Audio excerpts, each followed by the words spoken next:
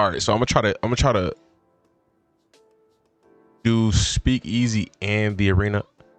You know, I'm gonna just run through it. I'm gonna run through it, and I'm gonna get my thoughts on each. I'm not gonna mix them up. I'm gonna just do one and then do the other. All right, so first segment is Caleb Williams. Do you blame Caleb Williams for the Bears loss? But it's all good. Better with the Bears. Truly Social trade in the building joining us. Rams defeat the Chicago Shout out to the Bears Speak on the Easy. road 20-17 in overtime. An incredible game that featured some incredible plays. One of them was this one right here. Caleb Williams on a 4th down and 4. Bro, that throw was amazing. I ain't gonna lie. He makes some amazing plays, bro. I'm not gonna take that away from him. As a player, I was, you know what I'm saying? 27 seconds left in the half. Ends up scrambling back like 20 yards from the line of scrimmage. That is crazy. Everyone thinks it's a prayer, and Cole Kmet answers it. I can't believe Kobe Durant played the ball like that. Now let me speed past because I ain't trying to get copyrighted. They're gonna keep replaying this stuff. M. Curl picks him off in OT. Question for you guys is this loss on Caleb Williams? It's hard for me to say it is because of how It's partially on him. I'm not gonna put it all on him, but it's partially on him. impressive that last play by Caleb was. The last play being that miraculous play. Like this game was so close that, you know, like I think the Bears as a team played better than expected. Now maybe the cold was a factor, but they played better than expected. And you know, I think you could blame a little bit of everybody. This wasn't a game where I feel like Caleb threw 3 picks. He threw 3 picks. What the heck? I don't remember that. Wow. He threw 1 to Kobe. He threw 1 to Cam.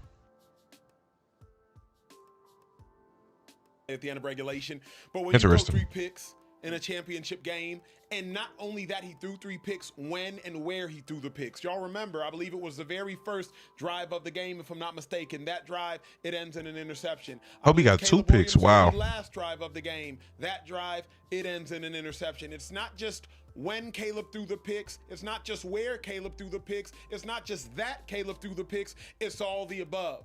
That pick that he threw with the game on the line in overtime, y'all remember, if Kerwin wasn't on him, get any points, they win that ball game. Could have been a field goal, could have been a touchdown. So just don't turn the ball over, Caleb, and you likely win that game. At the beginning of the game, Caleb, you're in the red zone. That turnover, it cost you points. So Caleb gives and Caleb Williams takes away. It's his sophomore season, did phenomenal things his sophomore season, so I'm not just going to bury him, but I am going to do my job as an analyst, and I do have to say, 3 interceptions, yeah, you got to put it on the quarterback, 2-5. Yeah, I mean, it's weird because the way Caleb plays, like even last week, it didn't look pretty, right? But he found a way to get it done. And he makes these crazy special plays.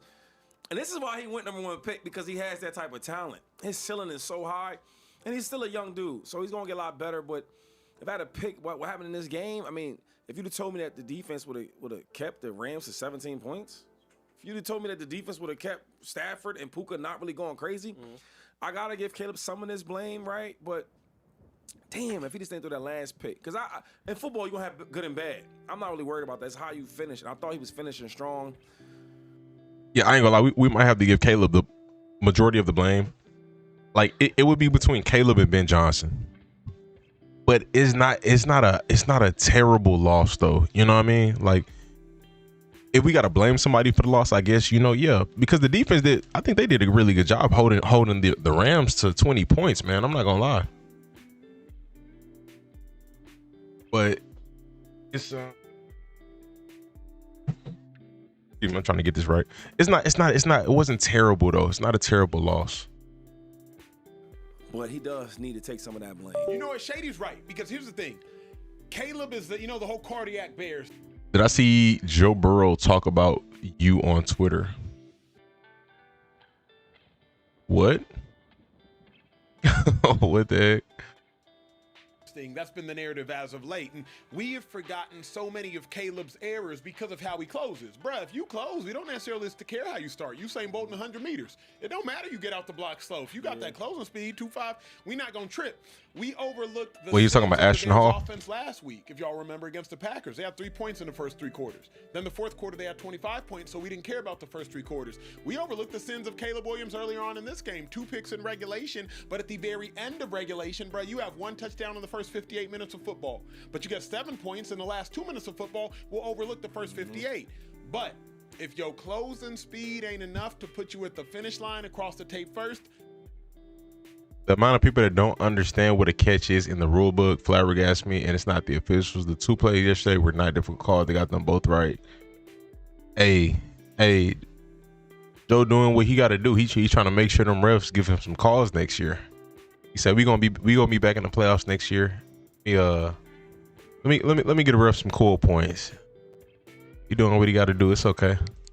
now we have to address it. But I think that's the part you're going to work with Caleb. Yeah. I think we found out, okay, he has an it factor. Yep. He has a special talent. Yes, sir. Now it's a matter of, okay, playing through the system, playing through the offense, Yep. right? Sometimes it's hard to understand with him because he's so talented where he'll make a crazy. Mahomes gonna be back. Josh Allen coming back. The whole AFC is gonna be tough for next year. He trying to make sure he gets some calls. Play on his back foot, 40, 50 yards, Yeah. super accurate, like the last play we just seen. Yes, sir. But then a 6-yard route, a gimme route, he'll miss it. He'll overthrow it. Yeah. And those are small things he gets better at. I just think when he gets that together, though, oh my God, NFC look out. Yeah. And these are growing pains, though. Correct. Like to say. Is Burrow wrong about the Brandon Cooks catch? What's the other catch he's referring to? The Brandon Cooks catch was a catch, but he just the cheddar ones. And it's the thing. That's why I never judge or grade rookies. His rookie year, people didn't see this. Correct. Right. Not and at all. Now in the second year, like, damn, this is the Caleb we seen in USC. This is the Caleb we seen in Oklahoma. Yeah. So I do think he's special. I think he's gonna be good. It's just a matter of cleaning up the little stuff and getting this experience. Like, you was a play from going to the NFC Championship game in your second year. Yeah. You know what I mean? So I'm happy with how Caleb played this game, even though, but you learn from it. Yes, you learn from it. this game, if you're a Bears fan, you have to be in sheer and utter turmoil watching this hell game. yeah, right. Because you got to be, like Shady said, you got to be ecstatic from what you saw of Caleb this year. Like, what you saw of Caleb this year reminded you why he was the #1 overall pick. You have to be ecstatic. But simultaneously, you have to be like, dang, we was one play away, two. Keep it a bean, man. As a Bears fan, you can't really be too mad, you know? Like, and I don't think Bears fans are super mad, you know? We're gonna move forward because I wouldn't be surprised if they bring up the Bears again. We got a lot of topics to touch on. Reset my timer. But speaking of the Rams, let's show them some love. Where we at, Kidder? Speaking of the Rams, I do want to talk about this because the Rams ended up winning this game 20-17, going to the NFC Championship again with Matthew Stafford. In this game, though, you know, the Bears had 417 total yards. I believe the Rams. I need to see the rule. I need to see what the rule book states specifically. In the rule book, a knee down does not determine the catch. You have to go all the way down. He still has possession, Terry, at that point. What? Like, I could see if the ball moved. I could totally see that. But it didn't move. He got rolled down. Oh, what? So how? So let's go back to the Bills catch.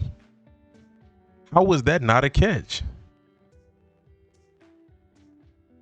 What the heck? Ja, was you not saying Brandon Cooks didn't catch it? If I'm not mistaken. Liam Cohen and Salah by the fighter dudes. Drives not. The AFC South is gonna be tough. I'm not gonna lie, man. It's gonna be crazy. This is crazy. So they called this a catch, but Brandon Cooks didn't catch it. What the heck? Saying the refs made the right call for the Cooks one.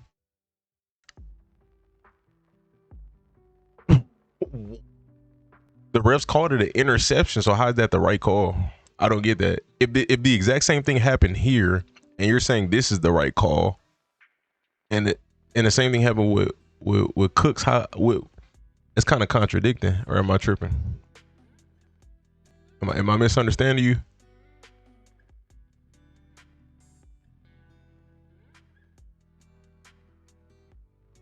Have you ever seen the video of Saleh and Cohen? Nah, I've never seen it.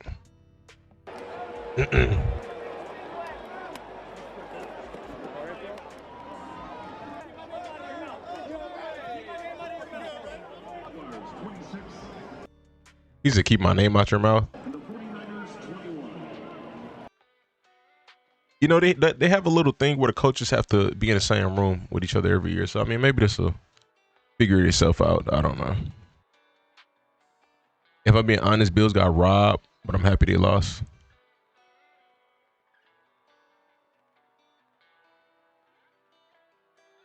Taking the ball while being on the ground and rolling over, but he's down. That's the thing. He's down.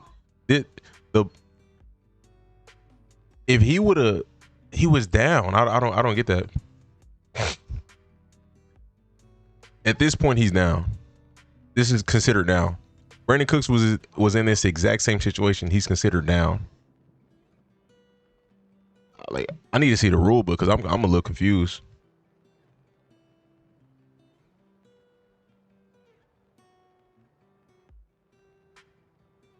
Like as soon as your knee touches the ground while you have possession of the ball, you're considered down. So if a defender rips that from you, it's not a fumble. It's the play is already dead. The whistle probably was blown while he was taking it. It's not consistent. It's not consistent. The NFL is not consistent. I can't agree with that, bro. If your knee touches the ground while you have possession, and 50-50 balls go to the receiver, it's just you know what I mean. But I won't spend too much time on that. I'm already way over time on that. Had about 340. Do you guys think that the better team won this game? Yeah. What you mean? Yeah, they won. They like you just said, them boys from Hollywood. Yeah. Traveling, they've been practicing in 70-degree, 80-degree weather all week. Yeah. They go down there to Chicago. What was the weather today? Out here? Oh, Chicago? Chicago. Felt like 9. Okay, felt like 9. So, and then they played the game, and then they won. See, the thing is, like, it's going to be up and down. It's going to be some good, it's going to be some bad. Yeah. They found a way to get it done. I thought that the offense would be a little more. When a runner is contacted by an opponent and touches the ground with any part of his body other than hands or feet, the ball is dead the instant the runner touches the ground. From the NFL rulebook, from the NFL app. So, by that definition, Brandon Cooks' catch was a catch.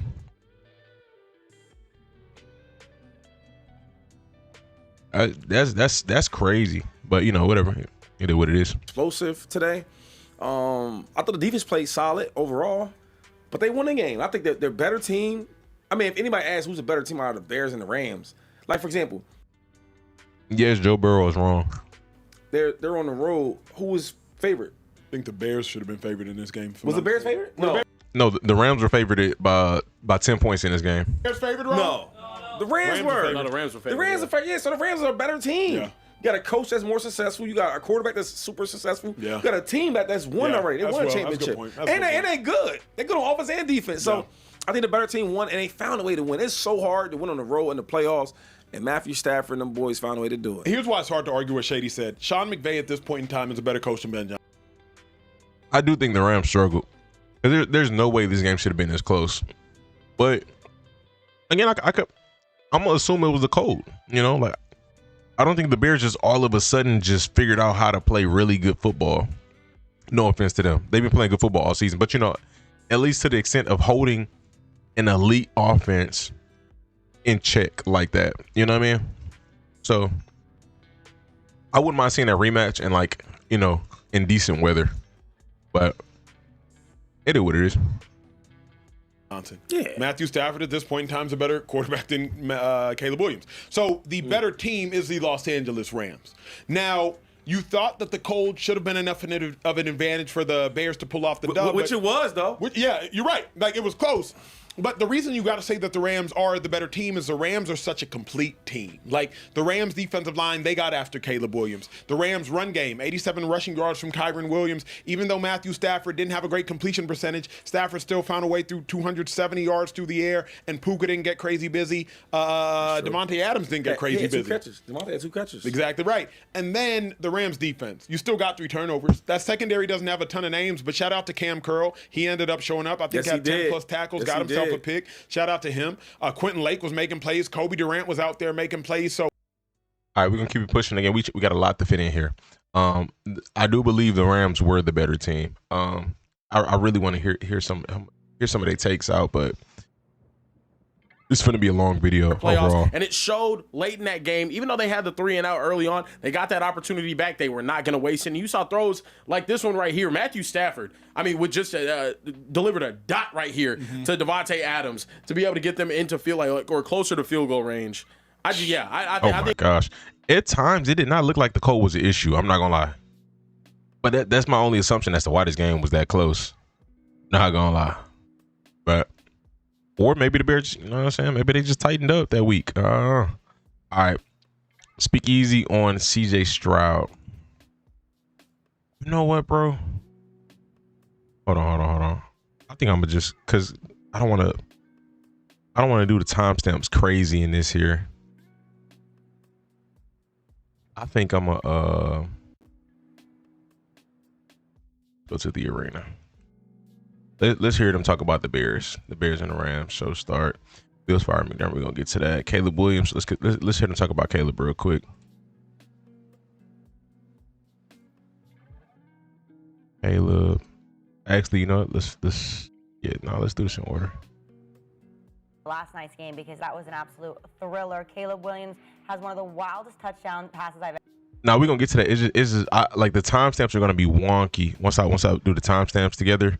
If I do the shows like that, it's gonna be a lot of timestamps. It's gonna be crazy. Well, and it won't be bad because then everybody will know. Yeah, actually, that's not a bad idea. That's not a bad idea. Let's just keep it pushing. Let's stay on topic. All right. Let's do it. CJ Stroud played terrible. Patriots, well, actually, let's talk about Stroud. Yeah, I was about to say, we can't talk about the Patriots yet. I still got some energy. Hey, I'm not gonna lie. The player with the game ball for the Patriots is who Yeah, we're it was going to all talk about quarterbacks. first. CJ Stroud had himself a bad game. I mean, we'll start off by taking a look at this pick six that he threw to Marcus Jones. 10-7 ball game. An abysmal game. CJ, he had a lot of work to do this offseason. Hey, when I say a lot, man, like he got to lock in mentally. Oh my gosh. Oh man. Does the rule book not say anything about you have to survive the ground without moving? We can look it up.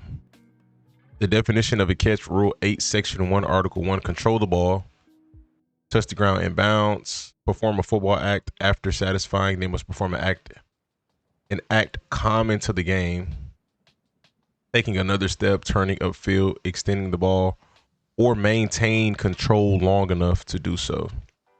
If a player loses control upon hitting the ground before completing the act, it's an incomplete pass, which in Devontae's defense, he didn't lose control. And also in upon hitting the ground,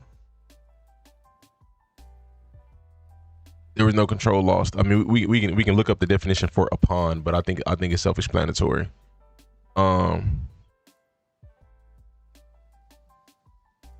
When a receiver is down, a player is down by contact when they are tackled, and a part of their body other than their hands or feet touches the ground. So, other than hands or feet, which was his knee touched the ground. Key nuances: the control must be maintained through the act of hitting the ground and performing the football move. Incomplete pass. Now with this, I don't know. I don't know nuances. Like what is this relative to? You know, explain this.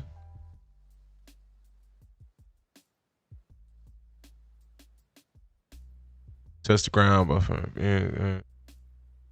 nuances include that a bobble Let's define nuances. A subtle difference or shade in meaning, expression, or sound.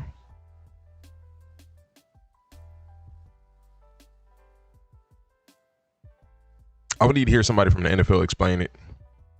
But this, by definition, mean he was down. A part of their body, you know. But let's keep it pushing. Cook didn't complete the catch full process, though. When we go back and look at the screenshots of him and Devontae both with their knee touching the ground, I don't understand what's different. They both have possession of the ball with their knees on the ground at the, you know. Better place to win. And they're leading, and this just a backbreaker for the Texans. Oh, Charbonnet tore his ACL. Oh wow, what they're gonna re-sign Kenny unless he can pay. You know what I'm saying? He might have to. Dang, that's tough. I would go test the market if I'm him because I just don't trust them. I don't trust them to once Charbonnet comes back. Am I still going to be the starter? You know, am I still getting the full carries? Are y'all going to draft somebody else? You know what I mean? It's just tough. And obviously a lot of pressure in his face and whatnot. Marcus Jones ends up returning it for a touchdown. And now 4 interceptions on the day. I think he had 3 or 4 in the first half. He got 4 in the first half of the game. Fellas, we got to ask this question, though. Should C.J. Stroud be the Texans franchise quarterback moving forward? Shady, may I? It's your show. What we witnessed today from C.J. Stroud was an Bro, he be going to the extreme with every take, so I already know he's finna say, yeah, they need to move on from C.J. Stroud. abomination to the game of football. You realize C.J. Stroud had a 28 passer rating. Damn. You can spike the ball on every single snap and have a 39.6 passer rating. Nearly double the passer rating C.J. Stroud had by playing today. Houston Texans defense is a generational caliber defense.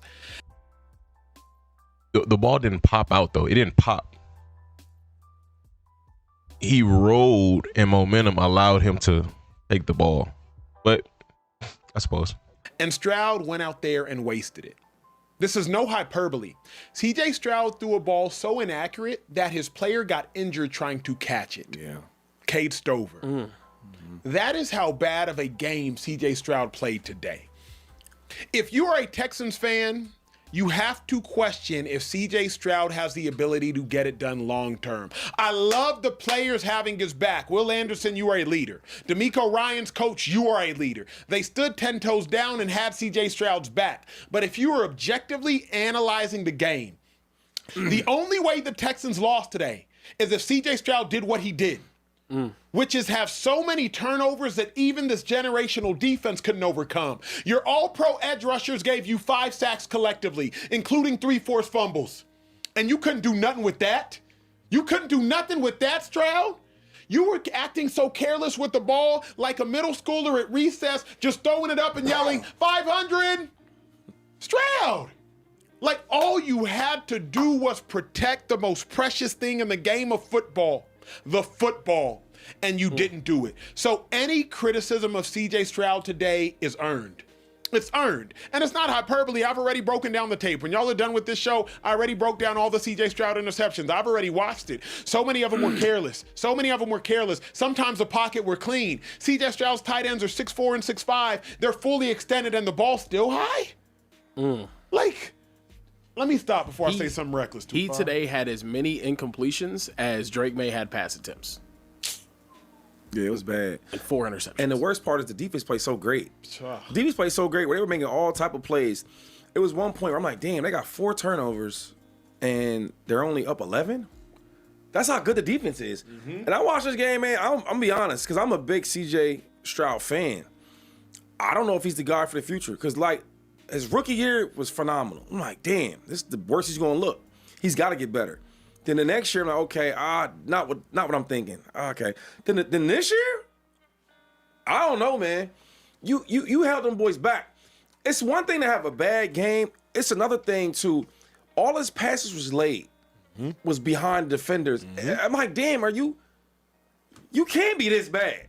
He can't be this bad. So there's something there, and I always say, Ohio State quarterbacks never really do good in the pros like they do in college. And I always thought that was different with Something going on outside of football, because it's like, again, to see a guy perform at such a high level and then not be able to do that, you know, again, and I could assume safely, again, play calling is an issue, but I can't blame 4 picks on play calling, which I didn't.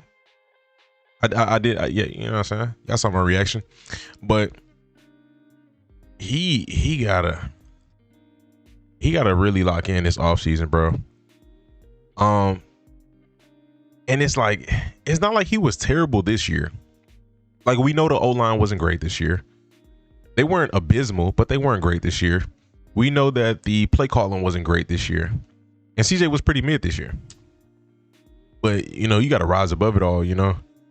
Josh Allen still, you know, out here winning MVPs, and Lamar Jackson still out here winning MVPs. And, you know, we got quarterbacks playing at high levels, even though their play calling is not the best. So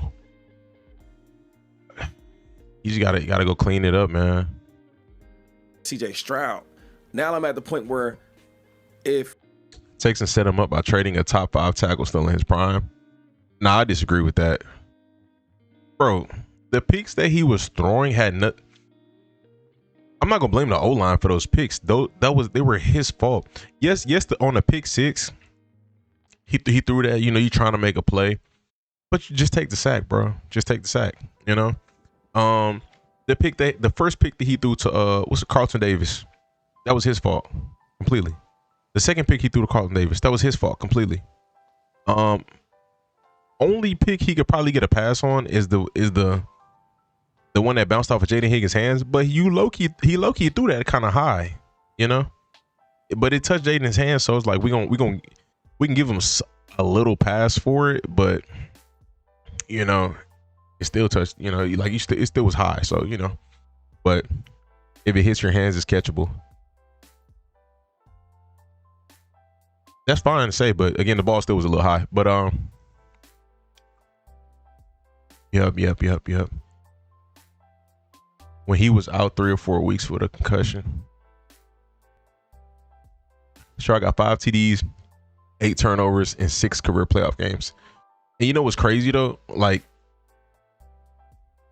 of those 8 turnovers, how many came from just this year? What, he had 5 last game, and he had 4 in this game. So before this, he only had 1 turnover. That's crazy. Before this season, he only had 1 turnover in the playoffs. That's crazy. It was not a good year for him. This is not a good playoff run. His Higgins not 6'4". the Texans gonna go anywhere, it can't be with him. Because it's not just this game. Did y'all watch the Steelers game? He didn't look good against the Steelers. I'm like, damn, like, you trying to get his game up. He was so careless. When you're in the playoffs, right, everything, every small mistake is magnified, right? And now you get. If Nico played, we would have had hope. Maybe it would have helped. I don't know. I'm not gonna lie. I don't know. I can't say 100% fact that would have helped or not. Quay Walker is heading to free agency. He's finna get paid. That's cool. It's to a point where he was playing like it was a preseason game. Let me try this pass. Let me try that. D'Amico Ryans, he's doing so well with this team right now. And some of these picks, some of these passes, some of these decisions are terrible with CJ Stroud. I'm not sure how far they can go with CJ Stroud at quarterback. I truly believe that. The hard part is this conversation. Because, like, Stroud, he a good dude, but we keep it objective in the speakeasy. He had a great rookie season. Yeah. But, like, since that great rookie season, it's just been downhill. And D'Amico Ryan's a faithful man on and off the field. It's like he's faithful and loyal to his players. But there comes a point in time where that faith. The problem with Texans, they always get banged up with injuries on offense going into the playoffs. That is factual. But that's, I mean, you know, knowing that, you got to just be a team that's prepared for it, you know, and you got to just keep drafting, keep adding depth. And I think they did good this year, you know, drafting 2 rookies in the second round. You know, we still had Christian Kirk. So it didn't feel like Nico not being there was the issue. Like, clearly CJ was the issue, you know what I mean? More than anything. This might cost him. And the broadcast made a good point. Casino. They living Texans it up. have tough decisions to make Got to. because CJ Kobe Stroud hitting the free 2.5 is agency. fifth-year option. You got to Interesting. pick it up this offseason. I ain't, man. And how much is that? Probably 25, 26 million. Bro, they're going to extend CJ. Why would you not, bro? No, like, seeing CJ's ceiling, why would you not extend him, but make the contract team friendly? Because you can get him on a cheap deal right now. Let's say, because again, throughout his career, it's not like he's been bad in the playoffs. Throughout his career, it's not like he's been bad in the regular season. This was just a bad. This year was bad though in the playoffs. But this is the perfect opportunity to lowball him. And if it don't work out, you just draft another quarterback. But you just make the contract team friendly. So I'd honestly extend him. Imagine if Kobe goes to the Texans. I don't see that happening. I don't see us spending. Somebody's gonna pay him though, but I don't see us spending big money on a middle linebacker. Not right now. I need McDaniel. McDaniel will be fired. He would be fired. I like that. I do think he's repetitive at times, but if you give Mike McDaniel the Texans defense and Mike McDaniel is not the head coach, all he has to worry about is just the offense. Hey, that could be special. I'm not gonna lie. That could definitely be special. DJ not top 20 anymore. He might be. He might be. Coaches are Mike versus Sean in both conferences. Interesting. I'm not paying him $26 million. Yo, it was bad picks, high balls, getting tipped. 26 mil for a quarterback in today's age is cheap. Oh my gosh. What? Yo, Isn't that getting paid like 70 mil? What the heck? Bro, they better pay CJ Stroud that 20 mil. I think him signing with the Texans all falls on if Mixon is available next year. Bro, you could just draft another running back or sign one in free agency. I don't think it's that. Like, the running back position is too replaceable for anything to be dependent on a running back. I could see a quarterback, but I ain't really, you know what I mean? I don't think that's that big. Mixon is good, but it's just in general, like, the position is replaceable. Like, you can still get production. Dell in 23, Nico 25, Schultz in 20 and 25 too, because Dalton Schultz got knocked out the game too. That getting paid 60. Mixon still in his prime. I mean, that's cool, but if he's not there, you still need a running back. You know what I mean? So go get somebody.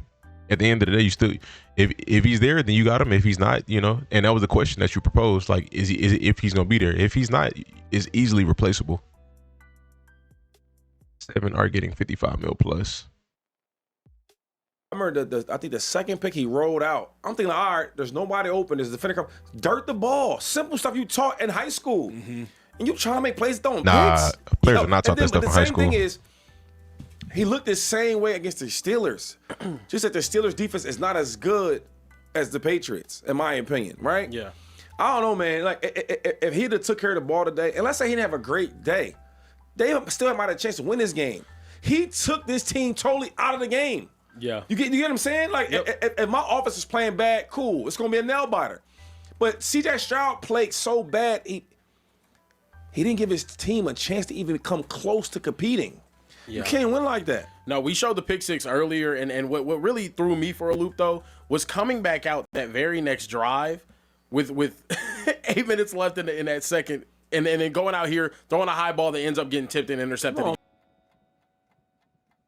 Completely lost, and you ended up being down at halftime when you really didn't have to. Like you said, those 4 interceptions were just really tough. And where's the dog at? Yeah. Like, Josh Allen yesterday, I mean, he threw. Would I not question the medical staff?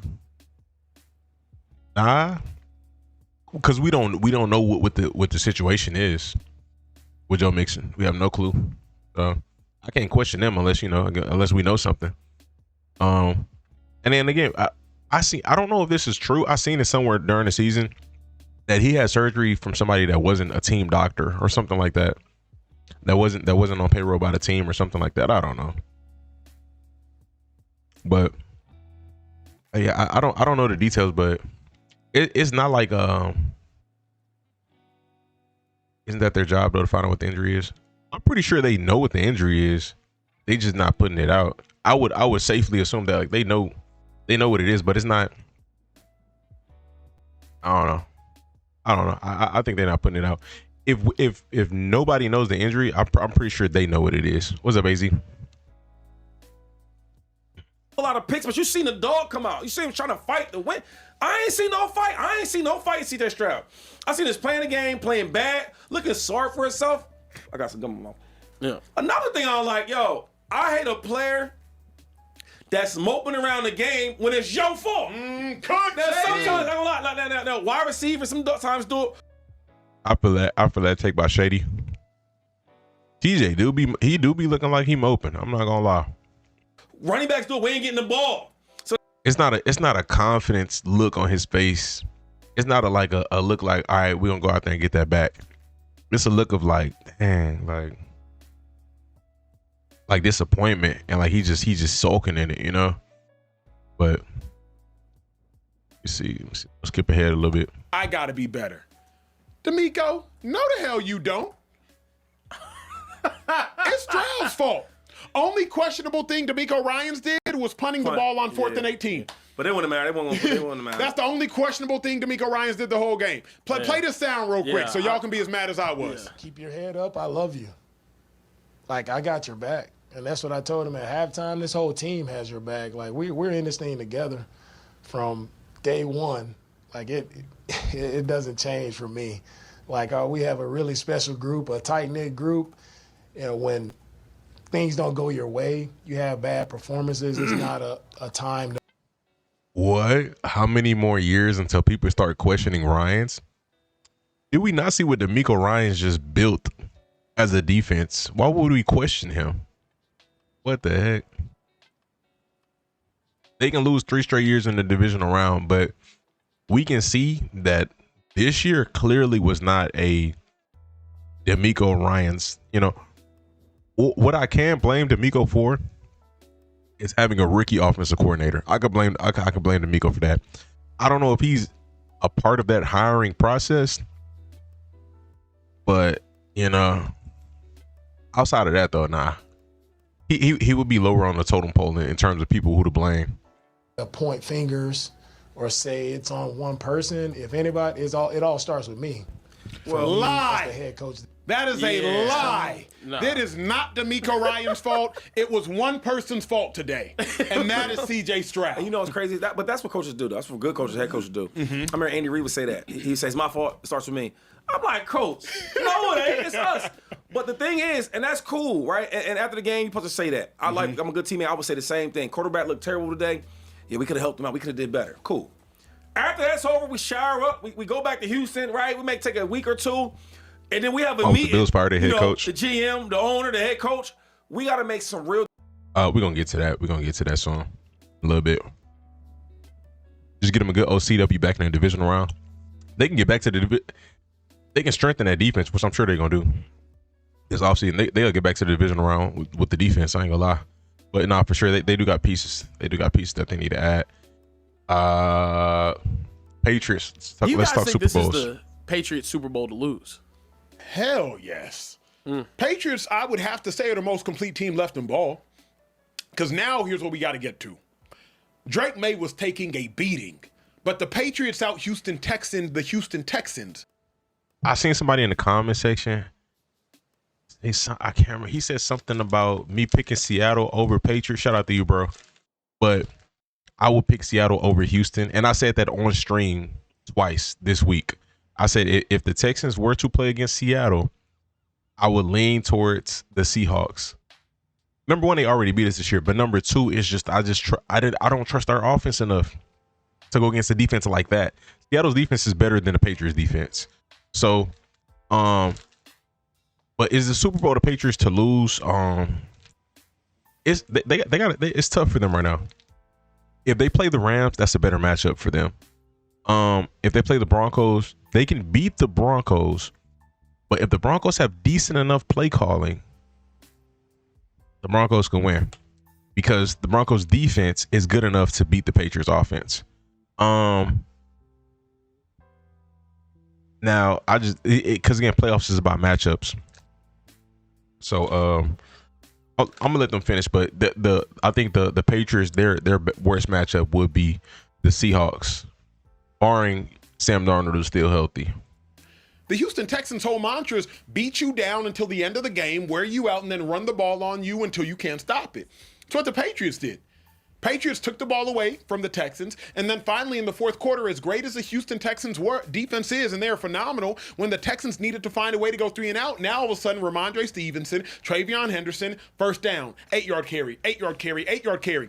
Patriots offense wasn't getting 8-yard carries all game, but come the fourth quarter, they had worn the Texans down. The Patriots out Houston Texaned the Houston Texans. They're the most complete team in ball. So when I look at it, you have a Patriots defense that's veteran and a Patriots defense that's savvy. Shout out to Mark. If the Broncos, realistically, with no Bo Nix, I don't see the Broncos winning the Super Bowl, but I do think they could beat the Patriots. But the Patriots are favored in that matchup. I favor the Patriots. If I had to pick somebody, I'm gonna pick the Pats. But the Broncos can do it.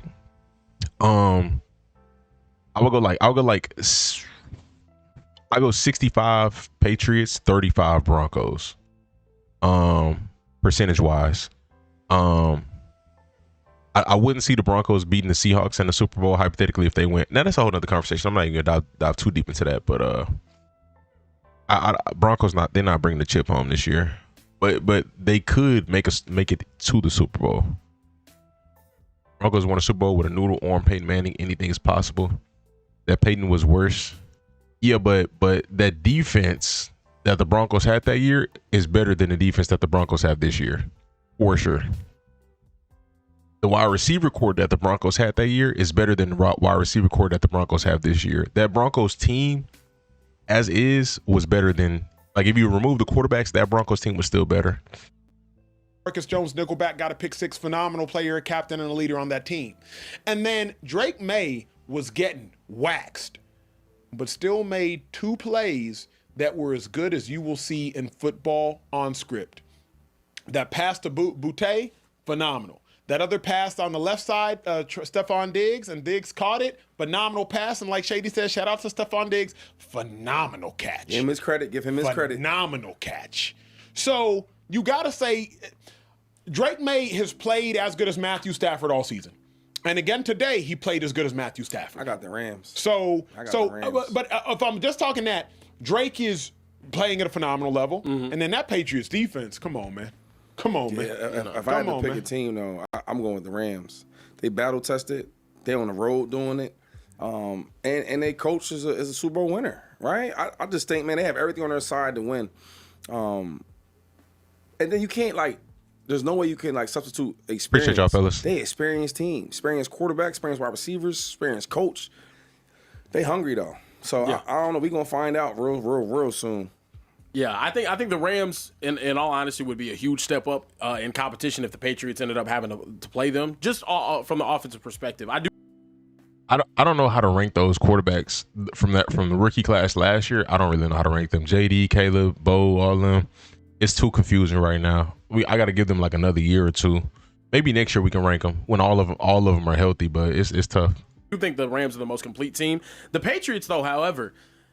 It's weird because they've had such an easy schedule, we've said, but now we're seeing them against the good teams, and we're seeing, hey, Drake May's still the same guy. Respectfully, I'm not gonna lie, bro. All CJ Stroud had to do was just throw one interception. We would have got by and won that game if he would have just thrown one pick. Maybe 2, maybe. But 4 is GG's. And again, I get it. The Patriots won. I respect it. But I hate to take it away from them because again they did their thing, but there was definitely some blessings in that game for sure. Drake May's still that MVP caliber dude that's not turning the ball over. He's making some plays happen. Now he did have some fumbles today. He did put the ball on the ground a couple of times today, but you're finding ways to win. This is the Patriot way. This is really this is just what they do at the end of the day. So I think the Patriots are good. I think they I think they do win on the road against Denver next week. I don't think Denver's going to really have too much of a shot with a backup quarterback out there against this Patriots defense. But bro, think about this for a moment, bro. Against Derek Stingley, you threw a 35, 40-yard bomb. Yeah, you got busy. And not even on Diggs. Against Kamari Lassiter and I think it was Bullock, you found Diggs in that vacant window. You went up against the Texans defense that made Aaron Rodgers look decrepit, and you had 3 touchdowns. Bro, we got to use context. I respect Drake May, but when the offense is given, when the opposing quarterback is giving you opportunity after opportunity after opportunity, eventually you're going to capitalize. You know, the Patriots have a good offense, and they played an elite defense. The elite defense did their job, but eventually, if you keep giving this good offense opportunities, they gonna get theirs. That's just the reality of it. So I mean, yes, they made the plays, but you know, I think there's context to be included. Let's move on to the next topic. Understood. But no, look, moving forward, is that all? That's all I got. Okay, That's all I got. Moving forward, we do need to talk about this matchup that the Patriots are going to have. AFC Championship is now set. We have the Broncos with Jarrett Stidham taking on Drake May and the Patriots. Nick Foles put out a tweet, Super Bowl champion, Super Bowl MVP. He said, "Note for the Broncos and their fans. I know it's been an emotional 24 hours. I feel for Bo and the team, and I'm sending prayers and strong recovery. A positive note going into the game versus the Patriots is that they struggle against backup quarterbacks in championship-type games." Interesting. Calling his shot there early. Do you guys have... Maybe we should have put Davis Mills in. Maybe. On a rebranding franchise, say the Texans, would you rather have Caleb or JD5 fully healthy? Ooh, that's tough. I don't know, man. That's tough. I think JD5 is a better decision maker, more well-rounded, and his talent is extremely high. But Caleb does have a really high ceiling. But like, if I had to choose a guy that I feel like is ready right now, I'll probably go with JD5 right now. But Caleb's ceiling is super high.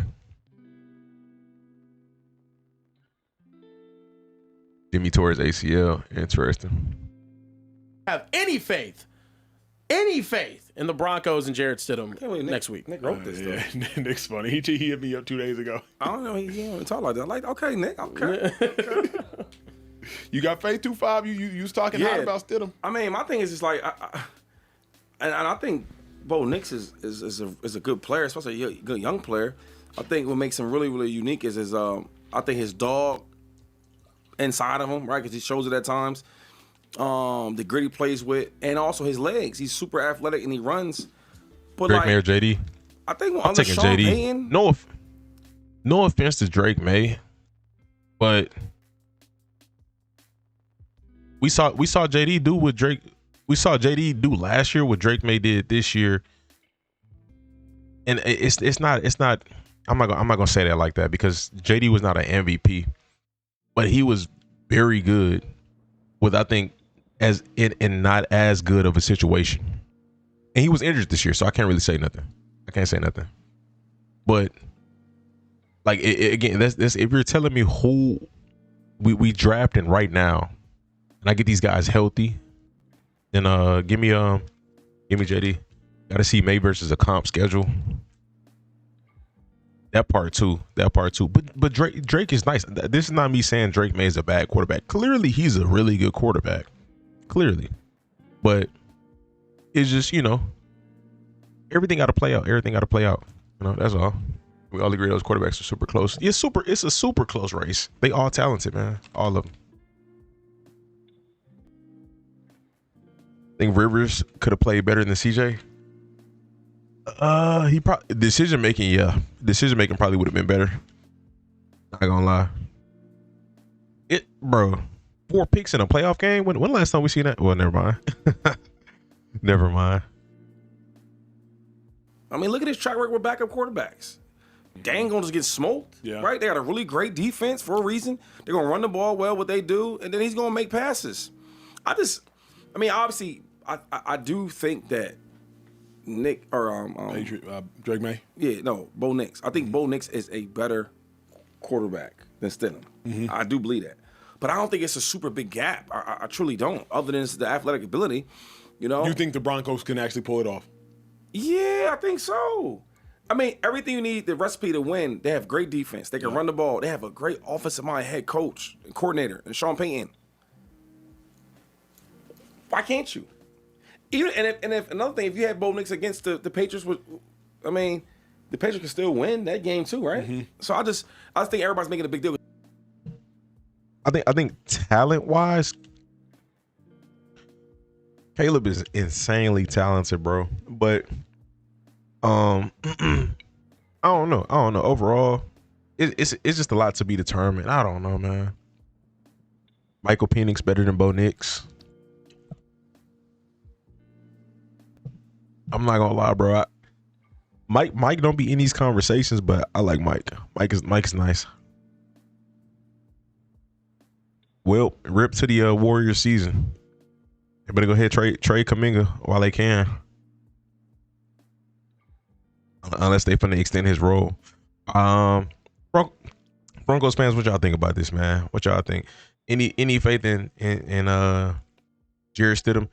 For JD saying there's not much of a gap between Jarrett Stidham and Bo Nix is a little crazy to me. Each his own. But I do think the Broncos very much have a shot. They defense can carry them in that game, and you know,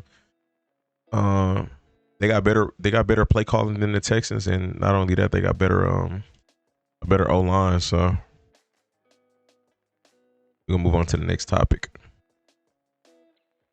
We talked about the AFC Championship game we have next weekend. Let's talk about the NFC side of it. The Rams are going to be taking on the Seahawks. The Rams advanced to the NFC Championship for the first time since the 2021 season when they won the Super Bowl. Matthew Stafford, MVP, hopes still, justified here. Moving forward, though, guys, who do you trust more in this NFC Championship game? The Rams offense or the Seahawks defense? Rams, period.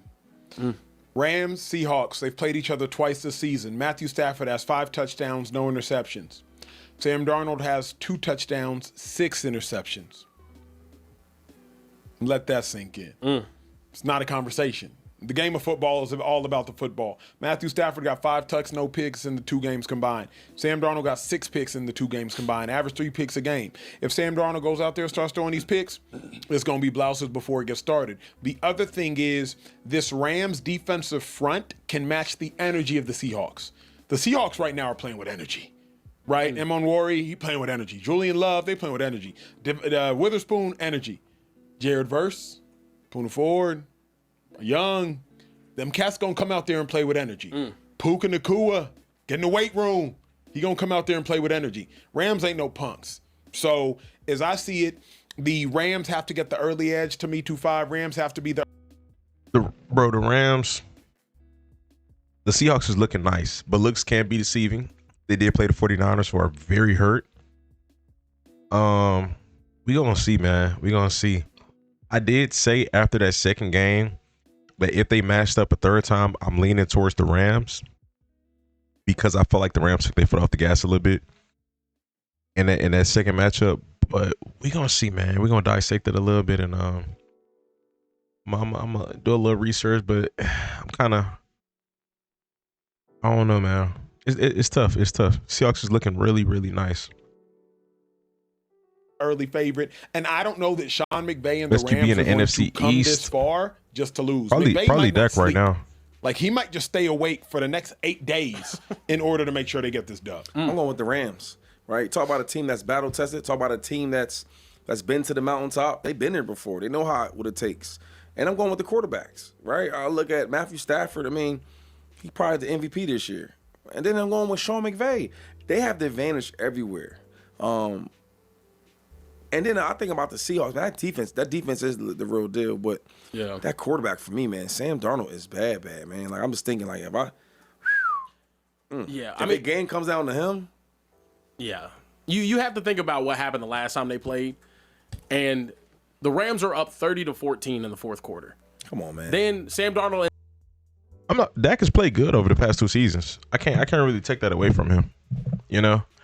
JD looks really good. Hurts won a Super Bowl, you know, all that good stuff. But over the last 2 seasons, this year and last year, Dak has played pretty good. So I don't want to take that away from him.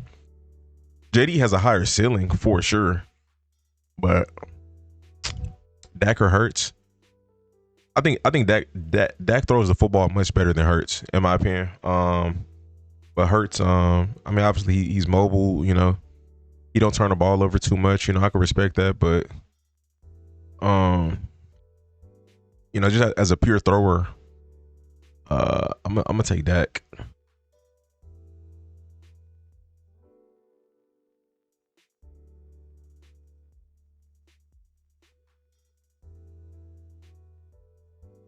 JJ Wood, bro. I'm not entertaining JJ which McCarthy. we all thought was the game ender.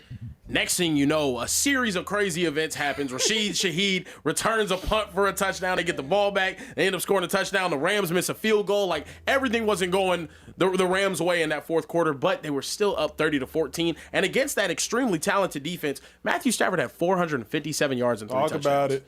Like, nobody else in the entire league has made the Seahawks defense look like that. And that was also in Seattle.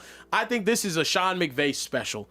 I've seen you 2 times already. I know exactly how to attack you. And you saw their offense improve from the very first time they matched up against each other, because that was a game where Sam Darnold had 4 interceptions. And then the second time they played, they were out there moving the ball up and down the field on the Seahawks defense. I think this. I wouldn't be surprised if it's a situation like how the Seahawks did the 49ers. It was a close game with the 49ers last time. The next time they played the 49ers was a blowout. I 100% do not see the Rams blowing out the Seahawks, but I can see them winning the third matchup. It's tough though. It's tough. It's tough. This is the Rams all the way. I have the utmost confidence in that offense against Seattle's defense. I think Seattle's defense is amazing, and they've had a great year. But Sam Darnold, you're actually going to have to punch. You're going to have to go blow for blow with Sam Darnold. Not with Sam Darnold, with Matthew Stafford. I just don't see it happening. I also think, bro, y'all got to remember, football is all about confidence. The Seahawks beat the Niners so handedly because they knew they could beat the Niners so handedly. Yep. They had just beaten them. Bro, Puka Nacua, he's never been more excited about a game in his life. Yeah. First time he saw the Seahawks, 7 for 75. Oh yeah, Puka torched him last time. Goodness gracious, I forgot about that. Colston Loveland is 100% not a top 5 tight end. From a skill set perspective, you can make an argument he's top 10, but 100% not top 5.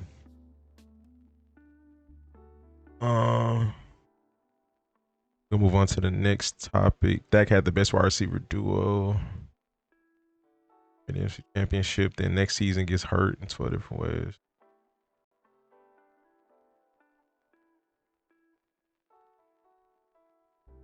Oh, so this is it. They pretty much just talked about this here. Who do you trust more, Rams offense or Seahawks defense?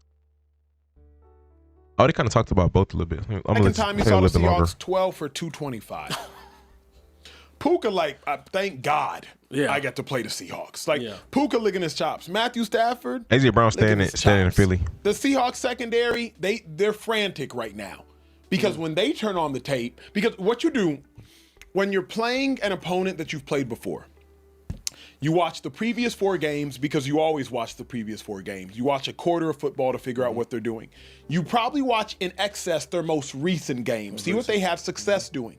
Then you watch the last time you played against them to see how did the dudes you match up against you. Yep. When the Seahawks got to turn on the tape to see how the hell they matched up against Puka, throw all of it out the window. You can't say, hey, this is what. Do you think Jeremiah Love goes to the Chiefs at number 9? I don't know. I don't know if he makes it out the top 5. He'll probably for sure go in the top 10, but I don't know. I can't really predict exactly where he'll go to.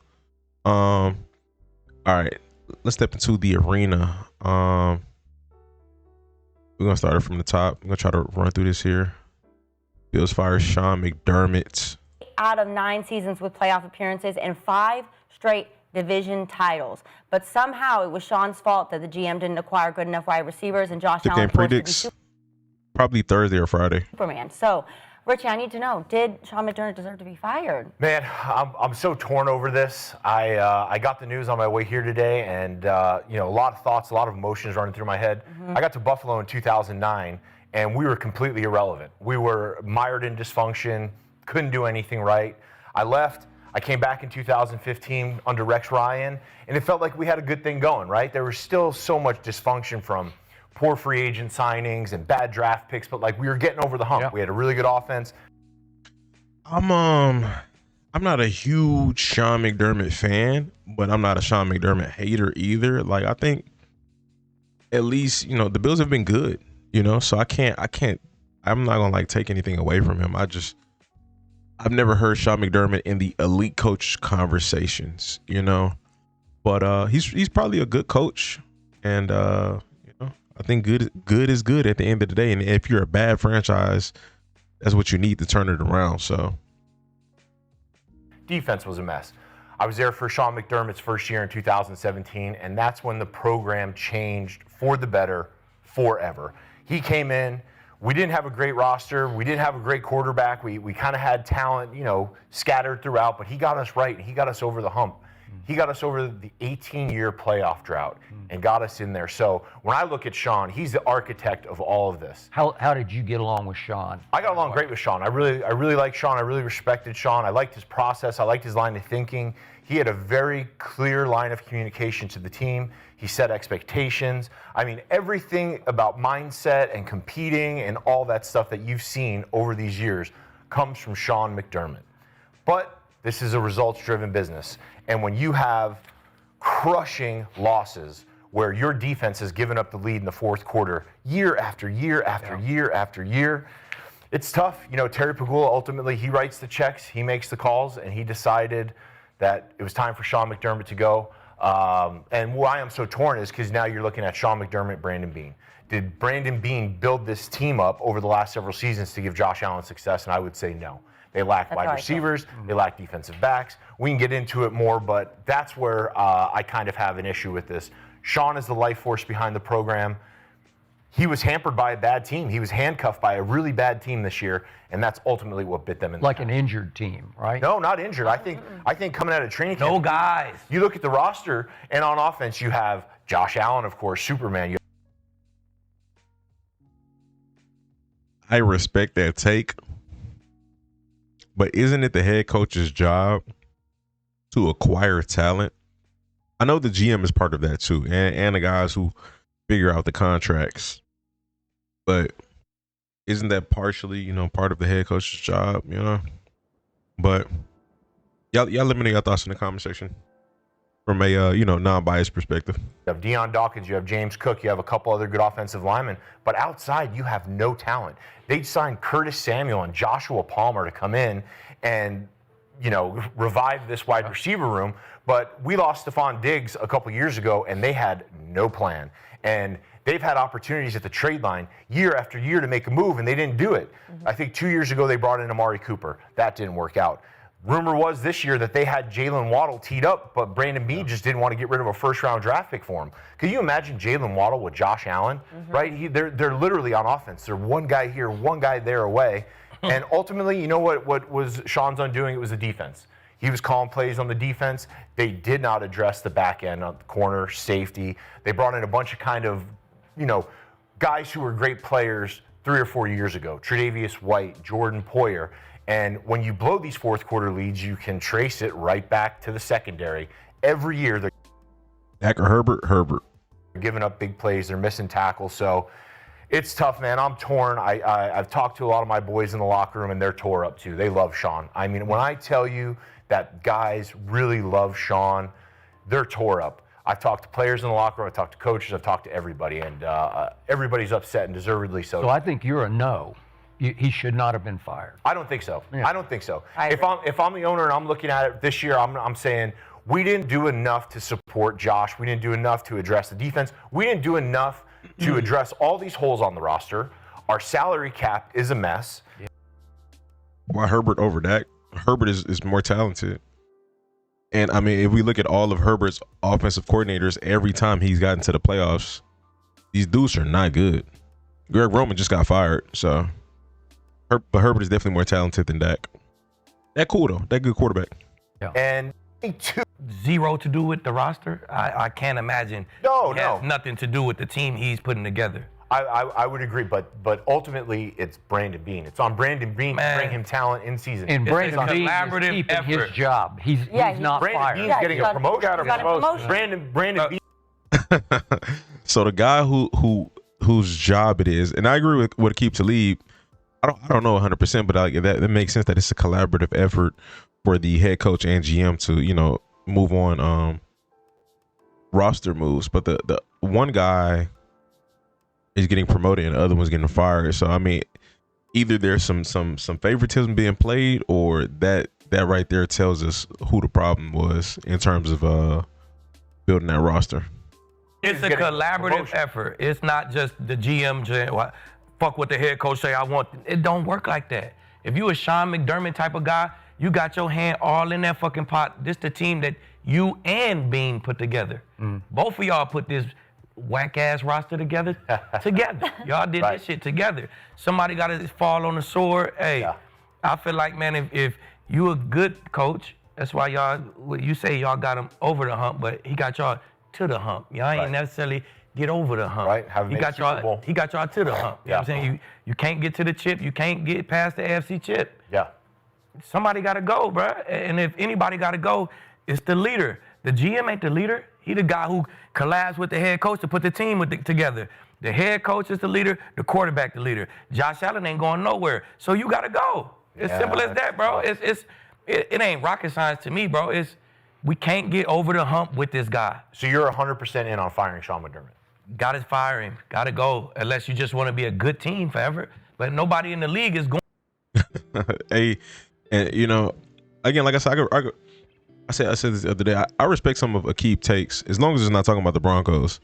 But I'm not for somebody getting fired. But you gotta figure something out unless you just want to be good forever. And that just might be where it's at. Like he's a good head coach, but I've never heard of Sean McDermott mentioned with the elite head coaches in the NFL. And I don't know, man. I feel like in the AFC, you got to be different. You got to be different. With Mahomes, like, good is not gonna cut it, because good is gonna make you one of them coaches that was coaching while Tom Brady and Peyton Manning was in the NFL. You was a good coach, but you never got us a Super Bowl. You was a good coach, but you need to be better. We need better. That's what we need. The standard is much higher than good, unfortunately. Going for goodness. We going for greatness. 100%. Guys want chips. And if you can't get us the chip, hey, Foxy was a good coach. Yep. Foxy was a great coach. Right. TJ can say right here and said it. He was a good coach. He had him right here. He couldn't get him over the hump. They fired him, brought in a new little crew, got us over the hump. You know what I'm saying? So it is what it is, bro. Somebody got to do it. We're not looking for goodness in this league. I just look at, like you said, with the roster they just had, regardless of what happened, there's a couple drop passes from being the AFC Championship. Right. That roster versus that team. Right. And they fired the head coach. So if you say it's collaborative, why is the GM still there? Yeah. Both of y'all got to go. Because leave, I'll give you some credit. So I talked about yesterday on the network about everybody keep talking about the offense, but nobody's addressing the defense and that they don't have guys. Leave said it like we had a topic like in week 3 or something, and we was like, it's gonna be the same old Bills because defensively they don't have guys. They've been middle of the They pack. were no-fly zone, but we're not gonna act like Von Miller wasn't on one side, and he's a Hall of Famer. DeMarcus Ware, Hall of Famer on the other side. Derek Wolfe was dope. Malik Jackson got paid. He was in the middle. You gotta have guys. Tackles. Yeah, you gotta have guys all on the defense. Everything, like you said, has come down to Mahomes did it again. Mahomes did it again. Mahomes did it again. And then Bo just did it. Right. They can't get stops on that end. Yes, they had the drops, but if we could get stops on that end, then this team will be a lot better. So if we are going to get the head coach out of here, and this is a collaborative effort, you don't give the GM a promotion. Both y'all got to go. Is Sean McDermott an offensive or a defensive coach? Defense. Well, there we go. Look, you just said it. Bro, I have no clue. I have no clue who Madison Beer is. You're a defensive-minded coach, and we can't get stops on the defensive end. So he can go. That's Get your fine. ass on. You gotta go. If he go, you got to go too, because you put Bro, I'm not married, but interesting. it all together. Right. So if he got to go, you got to get out too. You don't get a promotion. You don't fire the guy that you said is the leader, and you are supposed to be putting this team together. The offense, nothing.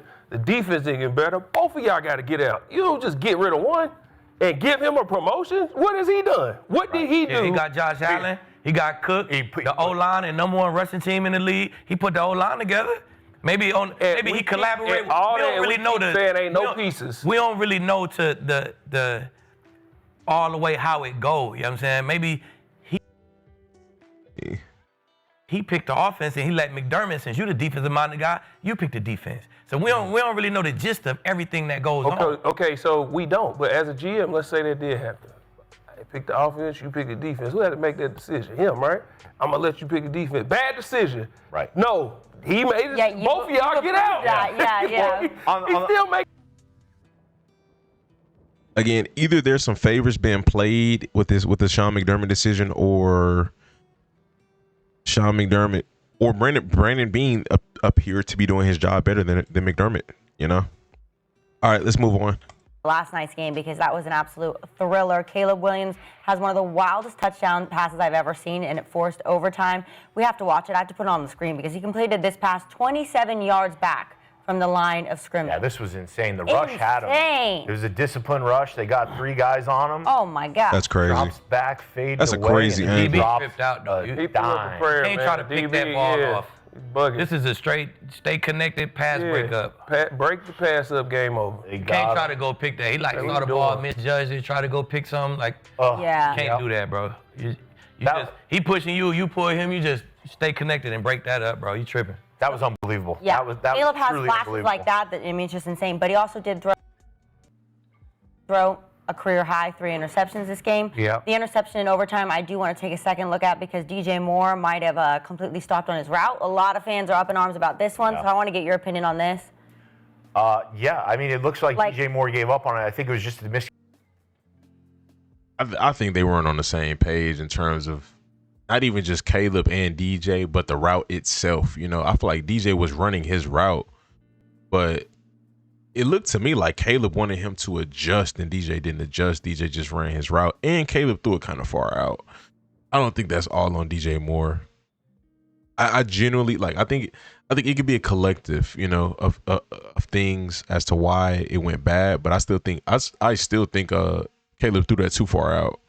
Communication. Caleb was saying that he expected him to flatten that thing out and get closer to that ball, and DJ keeps taking it high. But see, the DB, if the DB come like this, he going to take it high. Yeah. If the DB stay back, he going to take it. So the DB kind of just ran in that spot. He kind of was seeing, am I going to take it high? Am I going to take it low? And by the time he looked, the ball was already there. Yeah. So it's on Caleb. Fucking right. Yeah, that's on Don't Caleb. throw the ball. You don't throw that. Look at where he threw it. Even if he, regardless of whether if DJ cut it underneath or went up top, look at where Caleb, he threw it way over here. The best out, If DJ got on humped it over there, the best thing he could do was break up that pass. All DJ could do was make sure it wasn't a pick. Yes. That ain't on. See, but that's interesting though. It's DJ's responsibility to make sure that Caleb Williams doesn't throw an interception. Caleb threw it too far. You know what I mean? But to each his own. It was a bad throw. That was covered. It was a bad idea. It was a bad throw on top of a bad idea. It's and it's what I've been saying about Caleb. As much as I love him, he's better on the impossible throws than the routine ones. Because he'll have 3 or 4 a game where you're like, well, Al, what are you doing? Right. And on that play, he had his best protection of the night. He still could be standing back there. And Odunze ran the clear out deep post, and they didn't take him. He just broke completely free. Mm-hmm. And if Caleb tried to go to Burden, he was his primary, and then he came off to DJ on the deep over. And Odunze is gone. And if he just took one more second and a third look, and he's got the arm, I swear it's a touchdown. I swear. Well, even that, the problem with it is it was second down. Yeah.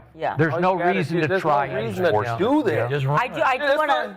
Thank you. Yeah. We talk about him being, Oh I my believe he's gosh. the best escape artist in the league. We keep talking about his ability to run. That was a big part of yesterday. Yeah.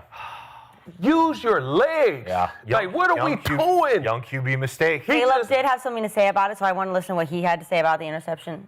Yeah, I gotta go back and watch it. Obviously, I haven't seen it and don't really know. But from in the moment, saw the front side safety down, the front side of the concept. Ended up getting hemmed up a little bit, and so moved on and had DJ going over top over all of it. Just miscommunication between him and I. Tried to flatten him off under the safety, and he kept it vertical from what I saw on obviously in the moment. So miscommunication. Was he supposed to flatten out before the safety? It's not no. It's football. It ain't no he's supposed to do this. He supposed to. Bro, if that safety break down here, he gonna go up high. Okay. You gotta if that safety stay back, he gonna come low. The safety kind of slow played it, kind of in between. He did. So he made DJ slow play it in between. Yep. Therefore, you just don't throw that ball. Once you do this. Yeah, that's how I'm with them on that. That's what I was saying. It's like I put it more on Caleb than I do on DJ. Like it's just, and again, it goes back to the route concept. It's dependent on what the safety does. It's just it's a 3-part thing in a way. All right. Have a blessed night. And you go like this, you're like, oh, that ain't there. And you go on. He ain't do neither one of them. He ain't go back. He ain't go forward. He slow played it. Get off of it. Stafford's not throwing that ball at all. Yeah. Heck no. All right, so all the boys are in agreement that was on crazy. Caleb. So, Skip, I need to know how much blame does Caleb deserve for the Bears' loss? Again, I love Caleb, but he deserves most of the blame for the loss. And it's kind of fair to say because he threw 3 picks that he deserved most of the blame. But did Caleb play terrible, like abysmal? Like it wasn't a CJ Stroud level of performance. But, it still was a, if we had to blame somebody, put the blame on somebody. I guess we could put it on Caleb, more than anybody else, But shout out to the defense because, again, I think they played a phenomenal game. In terms of slowing down the Rams offense. And yet, that throw he made to force overtime, he was the reason they got to this game, and then he was the reason they got to overtime. And yet, that throw that he made, the play that he made to force overtime, I don't think there's any other human alive who could make that play. You could argue Mahomes used to be able to. I don't see it now. Maybe Josh Allen could make that play, but I don't know. And yet, it's the classic. Hear me tomorrow? Most likely. No. Yes, play. Right. Where it's what Ben Johnson tried to get out of, to coach out of him this year. It's wrong. You do? Nah, man, are you kidding? Ever have a Beebs haircut, Tebow? You do? Nah, man, are you kidding me? No, dude, that is Beebs haircut goes over here somewhere. No, that's Beebs for days. You know he's going to change it every 2 weeks. That's hardcore. My haircut's like you use more product than him, though. Hey, I use more product than anybody. When you and Tim go get your hair done, what y'all tell them? Like to the left or the right? No, I tell him go number 2 all the way up to a fade and just give me a faux hawk, man. It's a faux hawk, bro. Number 2. Hey, Paul, what do you tell him? I mean, I'm just thinking.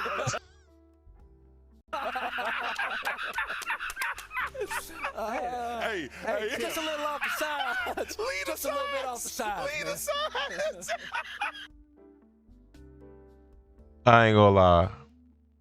To each his own. If you rocking it, you rocking it. You know what I'm saying? At the end of the day, I'd cut it all off personally. But to each his own. I always tell him, I said, leave a little bit on the top.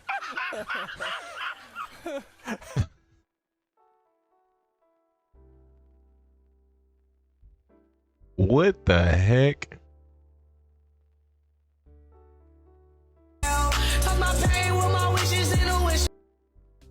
What the heck is that? Jaden Daniels can make that throw. I think there are a fair amount of QBs who could make that throw. It's not a lot, but I think there's some QBs that can make that throw. Did I see the same video? Wrong, and he made it work just because he's such a sensational athlete with such a huge arm. Just he's a nuclear weapon. He's it. He's got it. That was an it play. Let me get That past the showed segment. you that could be the guy who ultimately becomes the best in the league, but he's got a long way to go. So he pulls off, it was a 14-yard play that he turned into a 50-yard pass. It's impossible, and it was, for me, because I picked the Bears, I think you were on the Bears. Those Rams. Are you on the Rams on this one? But you had the Bears all along, to win the division. Yes. Okay. And they did, way to go. And yet, for me, this was all-time elation, deflation, because of what was about to happen in overtime. But the first interception was just a horrible play, and I know he got hit in the face, and it should have been called. And that came after Odunze had dropped a ball at the goal line that he should have caught that could have set a different tone in the game. But the second interception, Kobe Durant fell off. He just didn't see him, and it's another bad idea throw. It's another immature quarterback throw in a big game. You can't do it. You can't do that. And ultimately, if you throw it to them 3 times and Stafford throws to you no times, you're going to lose the game. Simple as that. It's as simple as that. And yet, they had another play that they had 4th and goal at the 2-yard line with 3 minutes to go, and it's still 17-10, but could have changed the whole fate of the game if you make the throw and make the play. I feel like Caleb's ceiling is like, this is his ceiling. This is not where he's at, obviously. It's like under Mahomes, but above Josh Allen. Like I think his ceiling is somewhere in that range. Does he get there? I don't know, but he definitely got a lot of potential. Y'all let me know in the comment section how much do y'all blame Caleb Williams. We're gonna move on to the next segment. Underwhelmed with MVP candidate Matt Stafford's performance yesterday. He threw no touchdowns and had a career playoff worst QBR of a 32. I gotta finish this. So Skip, give the MVP Matt Stafford a letter grade. It's funny. Weirdest Matt Stafford game ever. If this had been played indoors and the Rams had lost, I would give him a straight F for this game. But it was outdoors. He'd never played in an outdoors game below 30 degrees. Something looked like was still bothering him with his finger on his throwing hand. And they won because he didn't turn the football over. So I'm going to give him a B instead of an F. I'm going to give him a B, even though I think it was the ESPN stats had him for 11 off-target throws, most he's ever had as a Ram. Interesting. And I'm looking at 20 of 42. It's below 50% for 258, which is not bad. But 0 touchdowns, and now the key stat, 0 interceptions, and he fumbled it twice and got, this is what turns these playoff games. His guys fell on both of them. Yeah. Yeah. We would be having a different conversation. I know, we would. If they recover. Gotta go your way It just got, sometimes it's just how that oblong ball hits on its nose and bounces left or right. We're about to get to what happened to the Texans at Patriots. They had 2 that they should have recovered, and they didn't. And it turned the game in favor of the home team. And here we win again on this game. Matt Stafford got stripped of the football twice, and they didn't lose the fumble. So he did go down 4 times. He played kind of a blah for the MVP. Yeah. You know, he played kind of a blah football game. Yeah. And his coach took the bullet for him and said, I called a bad game. No. You won. That's all that mattered because you didn't turn the football over. And at this time of year, that's all that ever in the end matters. 0 turnovers. Yep. That's how you win these games. Yeah. So I look at it, man, he went to Chicago. I like that take. Freezing cold, his finger banged up. He protected the ball versus all them crazy ass blitzes they doing blitzes. Yeah. They just been doing for the last 2 games. Like they ain't played like this all year. They blitzing the shit out of him. It's the team who take the ball away the most. He protected the ball. You know what I'm saying? Fell on one of his own fumbles. His teammate fell on one. Yeah. Man, his 4 scoring drives, he had 20 completions. All them 20 completions came on them 4 scoring drives. His 4 scoring drives, he was immaculate. 15-yard pass, 20-yard pass, 7-yard. Like, he completing everything in the 4 scoring drives. Yeah. So on those 4 scoring drives, he looked like the fucking MVP. Yeah. You know what I'm saying? So, hey, call it what you want, man. It's a 5-hour flight. Everything's against you. You're a Cali team on the East Coast in a blizzard. You come away with a dub like that, man. Overtime drive, bucket. Shit, I'll give him an A, bro. You showing us why you the. I ain't gonna go that high, but I do like the B. We're gonna keep it pushing. Sorry, I know that one was a little shorter, but in the comment section, let me know y'all thoughts. You know, would y'all grade Matthew Stafford for this performance?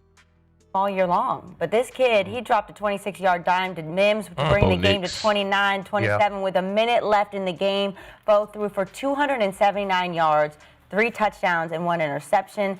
Unfortunately for the Broncos, we've all heard it's crazy news. He has fractured his ankle and will be out for the Lombardi push, which is really sad. I did pull up what Sean Payton had. Never played like a D. Bears dropped 2 to 3 picks that they didn't show.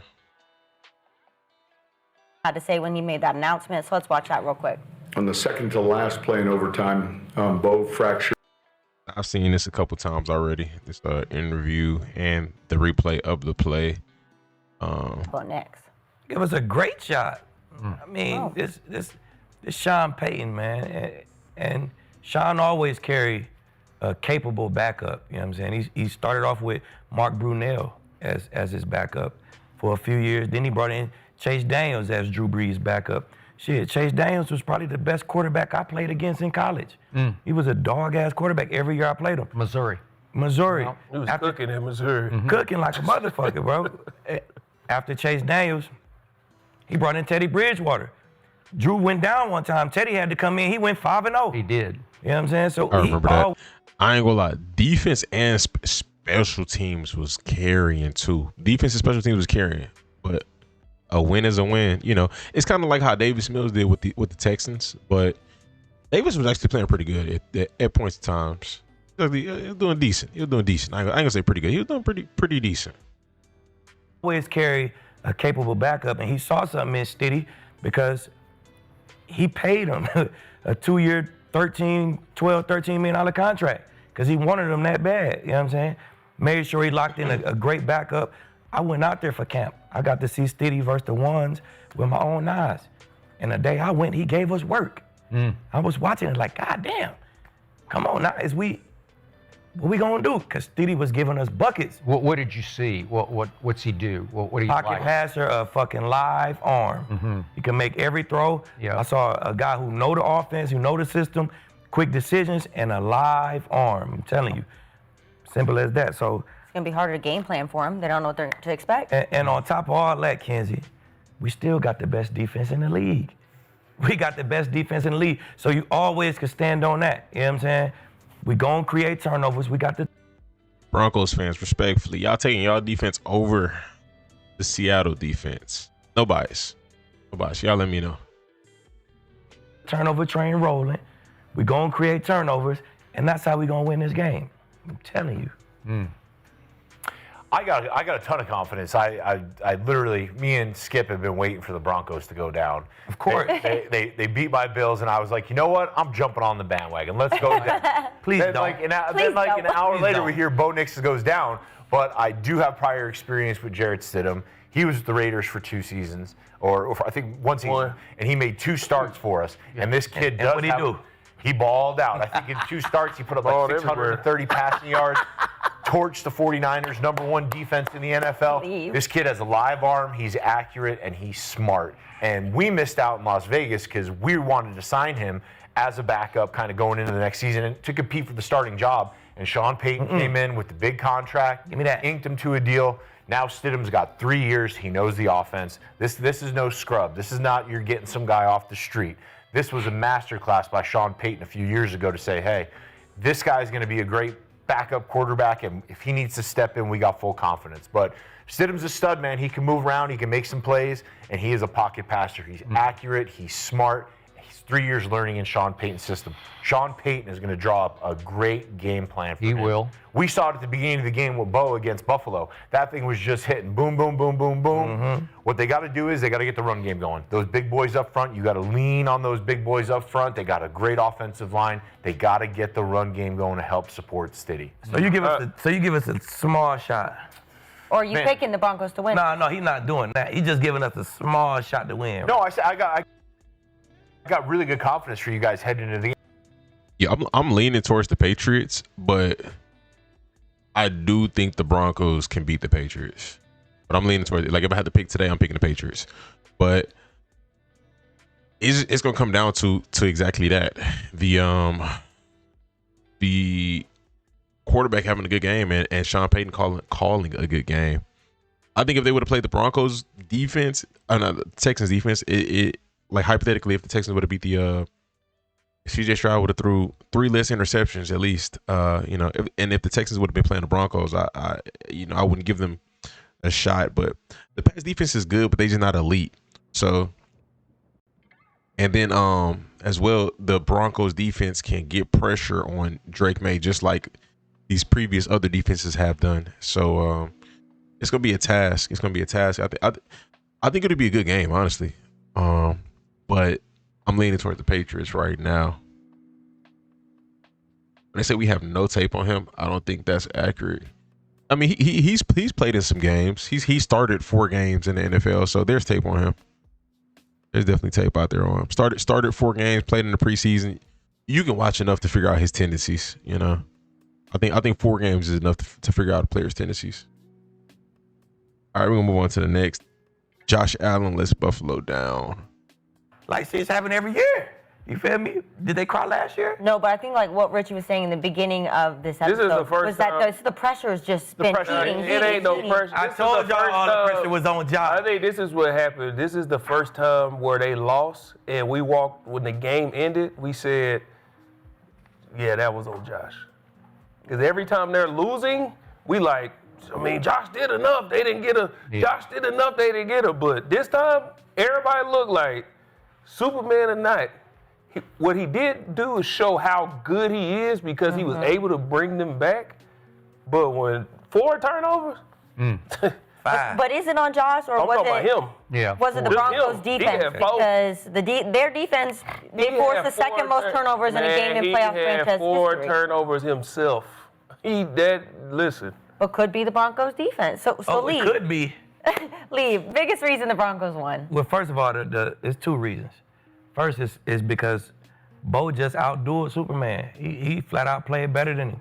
He used his legs in crucial situations, and he pushed that ball downfield. He's 3 for 4, 84 yards, 2 touchdowns. You know what I'm saying? A couple PIs that he threw. It was wide open. Guy had the PI or it was going to be a catch. He simply outplayed Josh Allen in every aspect of the game, if you ask me. That was the reason number 1.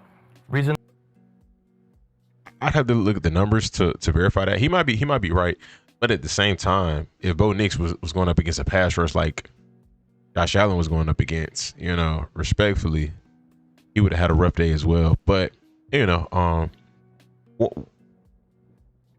one of those fumbles wasn't Josh's fault, but the other 3 turnovers we could easily make a case that they were Josh's fault. Well, no, one of the fumbles wasn't.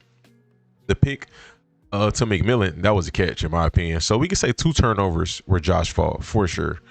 I wouldn't say all 4 of those were his fault. Number 2 was damn sure our defense, bro. We could not stop that run at all, right?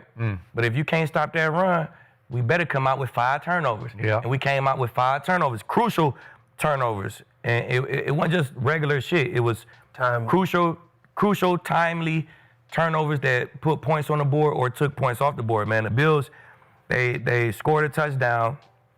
They held us to a 3-and-out. They was going in to score again. Started that drive off, 26-yard run. Boop, Singleton, bam. Forced fumble. We get that. We go get a motherfucking touchdown off of that. On James Cook. James Cook. You know what I'm saying? Great play. After a great touchdown by Bo, right before the half, Josh Allen lost his mind. I don't know what he thought he had going. forced fumble, we get a field goal off of that. Well, it wasn't forced. It was unforced. No, it was forced. Nick fell back. He was running. Nick came and slapped the shit out that elbow. He definitely forced it. I think he just lost the handle, but go ahead. But we can slow it down. We can put it on a big screen, whatever you want to do, Skip. Nick definitely forced that fumble with a max effort play. That's part of my speech and shit, Skip. Yeah. With a max effort fucking play. Well, he definitely forced the next one. Definitely forced the next one. Then the first drive of the second half, second play, Nick, boom, untouched, bam, field goal off of that one. Okay. You know what I'm saying? The third quarter, we let them drive down, get a touchdown on us, right? They swinging the momentum. Both throw a pick. He throw a pick. They starting on their own 40. They finna go. What I think Talib will be rooting for Sunday since he played for both teams. Oh, the Broncos for sure. He ride for the Broncos like it's nothing. You know what I'm saying? I think the Patriots was just a pit stop for him. I think the Broncos was where the team he liked the most. That's interesting too. Didn't he play for the Rams as well? That's interesting. He's played for 3 teams in the playoffs right now. 3 out of 4. Go in and get points. Throw something down the seam. PJ Locke pick it right back off.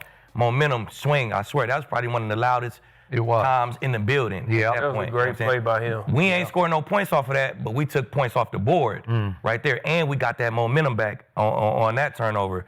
And then in overtime, man, they. You played for the Seahawks? I don't remember that. What the heck? Stopped us first. They driving down trying to get themselves in position to win the game. And bam, Quan McMillan with another max effort fucking play.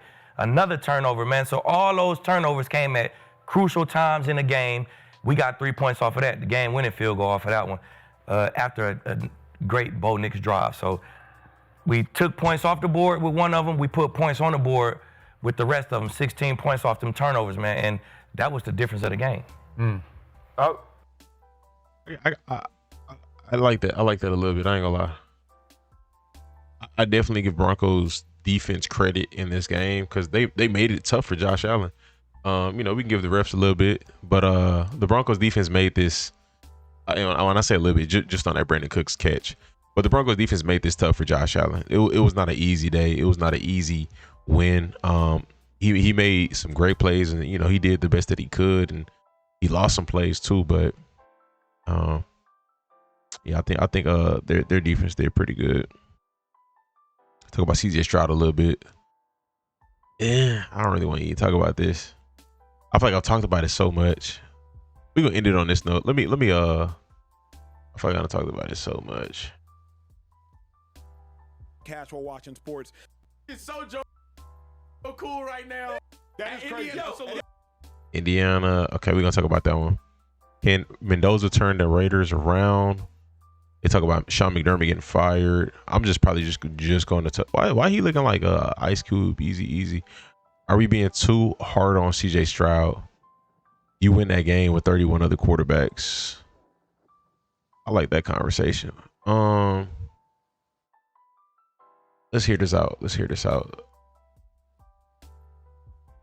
See the Evansville, you know what I mean? Did you get lost in the kitchen? All I see is Hoosiers win their first national championship in history. Miami put up a great fight. We're fighting back from behind the entire time. Finally got an opportunity late in that game to have a chance to go out there and maybe win it. Fellas, the question for you guys is, though, do you guys think the better team won in this matchup? Of course the better team won. Shady is inspecting his cup. That's pretty good. Damn. Man, he married? He must be married. That way he clean that cup. Shout out to Indiana, bro. The better team won. Indiana, incredible offense. Indiana, incredible defense. Indiana made Carson Beck, a 6-year senior that's been in college for forever, made him look pedestrian, made him look average. Carson Beck is like 24 years old, and he made him look 14.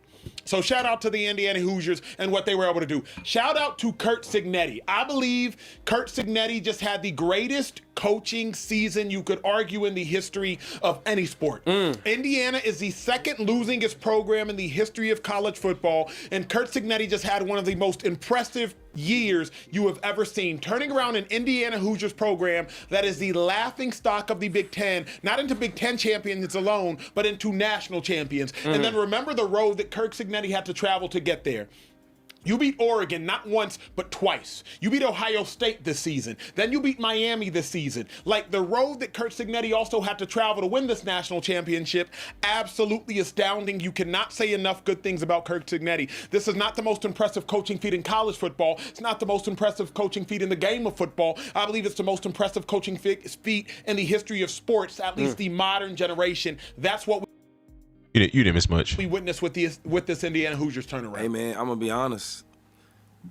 I know, first of all, I know his daddy. Uh-oh. I know Curt Cignetti's daddy. His dad. Is it, bro? What's crazy is I haven't heard a single name on Indiana's defense. Like, as I've been watching them this year, I'm familiar with 3 of their receivers. I'm familiar with their quarterback. The running back, he looks solid, you know, but like individual players on the defense. Oh, Pons, the corner, y'all was talking about him. Interesting, yeah, but I think that's very interesting. I haven't heard too much about anybody on their defense, but they did a phenomenal job this year, man. Are any of those guys going into the draft this year on the Indiana defense? Coach, my brother at IUP. But anyway, they a football family, and I'm not surprised. But I will say this. I'm going to go ahead and say on record, he's already an all-time great coach. Yep. Absolutely. Say it. Right? And he don't have to get the win no more. Yeah. Yo, if I told you I don't know, Notre Dame or Oregon or, you know, them teams go to the playoffs and get a win, then win a natty, that's believable. Indiana? Yeah. Right? It's St. George, it's St. Alabama, Indiana. Bruh. I gotta say, man, if he won another one, he only got to me in my eyes. This all he had to do. Yo, he the greatest coach of all time. Whoa! Yeah, I'm gonna say it. Why if he wins another one, if he wins another one, he is the greatest coach. Dog, Indiana. That is crazy. Indiana is crazy. Real quick, it's 2026. And Indiana is crazy. And it's the first time they've ever even won one. Yeah. Not even smelt one. Yeah. So look, I played college football. You did, high level. And I played at Pitt. Now I ain't playing like USC and all. Of course, Texas. Bro, if we play Indiana, Mom, you only gotta come to the game. It's Indiana. Talk about the 2-5. And his first year they get crazy and they go to the playoffs. Yes, sir. His first year. Yes, sir. And his second year he won the natty. And you know what he said? What'd he say? He ain't sneak up on you. Nope. Check my resume. Google me. I win games. I kick people's asses. That's what he do. Right? I don't care if it's you were used to be. I'm here. And when I'm here, I win. And I don't win a couple games. I win a lot of games. And I don't take a lot of time. I do it fast. Yeah. And his second year, bro, greatest college coach of all time. And don't get me started on this Nick Saban boy. I won't go that far. But here's what I will say. Here's what I will say before Care, bro. You take this and dunk it. Hey, Shady, can I cheers you to that take, though? Go ahead, y'all. Go ahead, y'all. You know, amazing Make the toast. The toast is shout out to Evansville, Indiana. Shout out to the Hoosiers. I'm not from there. Shout out to the. Oh yeah, but you can still you can celebrate with us though. You gotta start over a little because I ain't even from there. All right, you know what? Shout out to a great football game played by the Indiana Hoosiers. Man, we celebrating. If you see me in these streets, you don't really see me in these streets. What's up, Shady? Ooh, my boy. Cheers. Trey. Cheers you on that one. I'll cheers you on that one as well. And the greatest college coach of all time? No, but I don't want to. I'm not going to pour a cold blanket on it. What I am going to say is, it is fair to say the greatest college coach of all time. I mean, obviously it's Saban, but Shady just giving him, you know what I'm saying, he glazing him a little bit. Which I get why he's doing it. His reasoning for why he's glazing him is a reasonable reason to glaze him. But he's for sure like, oh, you know what I'm saying? Like, he giving him more than he need to. You're not better than Coach O. But at the end of the day, though, you know, it's about resume, and he just made Indiana a school, man. So we're gonna see what they do next year and the following years. You know, they are a real threat now. Well, actually, too, we got to see what quarterback they get. That's another one. He was LSU coach. Are you talking about coach for Indiana? He used to be. I know who Coach O is. I for sure know who Coach O is. They already got their next quarterback. Okay. Say that one championship at Indiana is equivalent to like 4 championships at a major Think about top that. 10 program. Who want to go there though? Yeah. Can I cook for a second? Please. You guys know me. I'm the stat guy. I'm the college football historian guy. Let's talk about what just happened. Curt Cignetti has been at Indiana for 2 years. The Indiana Hoosiers, coming into the season, have won 3 bowl games in their entire history. What? This playoff run just matched their total for bowl wins in their entire history. They are the 7th most losing program in the entire history of college football. He took over a program that was straight poverty, could not fill out. This is what everybody wanted Deion to do. That's crazy. The stadium whatsoever. How many sold out games did you go to while you were there, Trey? Like I was telling y'all before, tickets were $15. Yes. When I was attending. That's what Indiana I'm saying. $15. Brother, not only that, Curt Cignetti just became the first head coach in college football history to win a championship without a 5-star player on his roster since recruiting rankings came about. He does not have a single 5-star on that roster. And look, we're going to talk about the age a little bit later, whatnot, but what he just did this year is by far and away the most impressive coaching job that we have ever seen in the history of sports. The only thing that comes remotely close is maybe Leicester City 2016 winning the Premier League. But also, I don't even think it comes close. There's 126 teams in college football, and Indiana has been the boo-boo of them for over 100 years. That's facts. Also, today, they finished their season 16-0. Acho, ask me when the last time a team went 16-0 in college football was. When's the last time a team went 16-0? LSU? 1894. What happened with LSU? Didn't they go undefeated? 16-0 team in over 120 years. Dang. 130 years. Sheesh. Brother, what Curt Cignetti just did is one of the most amazing feats we will ever see in sports. There's going to be people that have conversations about other things. Regardless of where those other conversations go, what this man just did firmly, and I mean firmly, puts him in the position as one of the greatest college football coaches we have ever seen. Point blank, period. I'm saying, so Go ahead, 2-5. he said all that. Yes, And that's sir. a lot of stuff. Is it? A lot of great. When I say he's the greatest of all time, how that don't back me up? Because one great season. That's all. But where? He just told you they never win. They don't even never win. If you're in the stadium or if you're in the city, you never even win it. Yeah. Nobody going to see him. Yeah. He said he had 3 bowl win games. Yeah. They won 3 bowl games their entire history. I'm not going to. I do not want to spend this time making Curt Cignetti lesser. So I'm not going to diffuse it. I will let that take live in the ether and just say that I disagree with him being the greatest of all time. But what I will say is I believe Curt Cignetti will change the trajectory of college football because he will change how you have to archetype a team. Usually how you have to archetype a team, I'm going to chase stars, 5 stars, 4 stars, 5 stars, in large part so the recruiting database looks like I'm doing. Bro, I ain't gonna lie. That's really elite. He just won a national championship in his 2nd year with 0 5 stars. That's really crazy. A great job so that I can retain my job to the board of regents, to the athletic directors, to the chairmen, to the vice presidents, etc. But now Curt Cignetti is going to change it to, I want a team of veteran players regardless of their stars. I believe Curt Cignetti will change the way college football is played, college football is recruited, and that college... Nah, I wouldn't take them over 2019 LSU. Nah.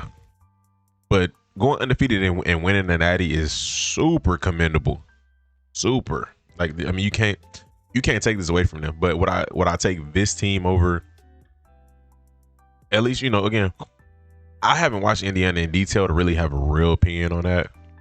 I just know how many stars and like big players and that went to the NFL was on that team. So I wouldn't. Football actually exists. It's no longer going to be about, hey, what team can garner the most stars? That's what Oregon did, and you saw Oregon fall short to. He's gonna start getting 5 stars now. Well, what this tells me is whether he gets 5 stars or not, he knows how to orchestrate and build talent and put players in the right spots and everything. You know what I mean? You know how to build a team, and you know how to orchestrate. You know, and so now that he's finna get 5 stars, they finna be nasty. Miami clears LSU. Miami has some Hall of Famers on there. I ain't gonna lie. They might. Curt Cignetti not once but twice. Curt Cignetti's like, let me get a team of veteran players, of 22-year-olds, of 23-year-olds, of 24-year-olds, and let me win with a veteran bunch. Curt Cignetti, I think, is going to change the trajectory of college football from this day moving forward. Absolutely. That's major. He changed it this year. He absolutely did change it this year. College football rosters are not going to be put together the same because of the job that Curt Cignetti did this year. Bro, Deion was doing the same thing, but this is just a better coach. This is a much better coach. Because Deion was pulling people through the transfer portal like crazy. That was his thing. He didn't want no 18-year-olds, no 17-year-olds. He wanted some grown men. But this dude's a good coach As well. And I mean, it's just unbelievable that we're talking about the Indiana Hoosiers being a college football national champion. I see some people in the comments saying, oh, Leicester City was more important. Brother, this would be like if a League 4 team went all the way. Indiana was awful. Awful. Like an afterthought. You would have never said Indiana had a shot at playing for a natty. And now they just went out there and won it. Now the question is, though, a lot of people are going to have this conversation, and we have to get to it. Where do you rank this Indiana team in terms of teams all time in college football? It's an easy one for me. Since the 2000s is top 3.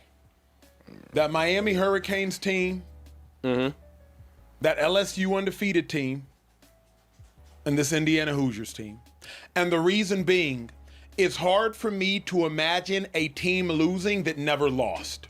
It's hard for me to do that. Like, for me to put them too far down this list, now even my 05 Longhorns, love my Longhorns, shout out to Vince Young, shout out to that whole squad. I can list the whole roster front and back. That's why I went to Texas. But it's hard for me to imagine an Indiana Hoosier team that did not lose a game, beat ACC schools, beat Big Ten schools, maybe beat SEC schools. Correct me if I'm wrong. No. They didn't beat the SEC team? They beat Alabama. Yes, yeah, exactly. Beat the SEC team. Yeah. It's hard for me to imagine a team that won 16 games, including nail-biters, Penn State, including going on the road, Oregon. It's hard for me to imagine that team that didn't lose and be like, you know what? They're just going to start losing to several other teams. Undefeated teams like that LSU team. Hey, would y'all say that CFB was a little bit weaker this year? You know, no Nick Saban. Lots of teams had losses, you know, like it wasn't a bunch of undefeated teams.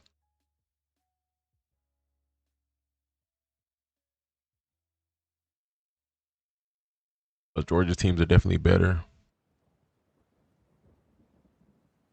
Yeah. Y'all got it. But here's the other thing. Indiana was so veteran, they never beat themselves. That's what matters. Look at the penalty discrepancy in this game.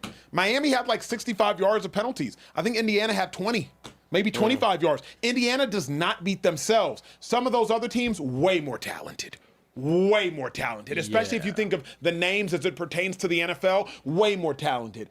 But this Indiana team so veteran, so poor. Acho, you committed a cardinal sin, and I'm gonna talk about that afterwards. Saying that they were better than 05 Texas Longhorns that beat a team that I also think is better than this Indiana team, 05 USC, who had Lindale White and Reggie Bush combined for 2,500 yards. Right?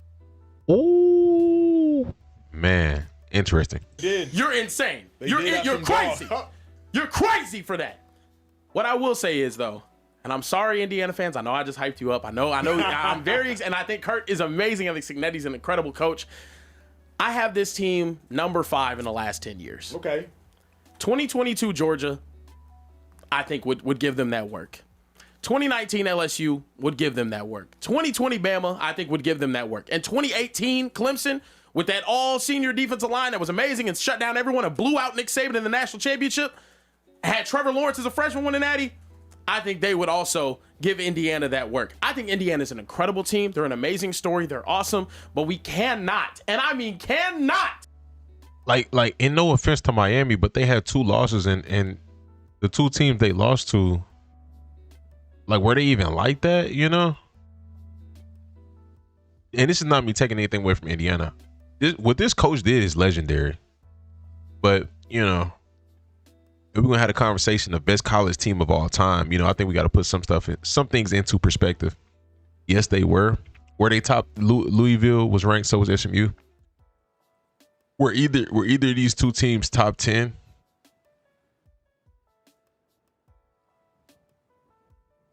Michigan ran it the whole time. throw them in the all-time greatest team ever category because of dominance. Now listen, Indiana. And the only reason why I asked that, because we're not looking at this Miami team like they're legendary. You know what I mean? Like what Indiana did this year was legendary. But we're not looking at, like, are we looking at any of their ops as other legendary teams, you know? And like Care Bear said, you know, some of the teams that he viewed as legendary, they had legendary opponents as well. They had some opponents who had teams full of NFL talent, top to bottom. You know what I mean?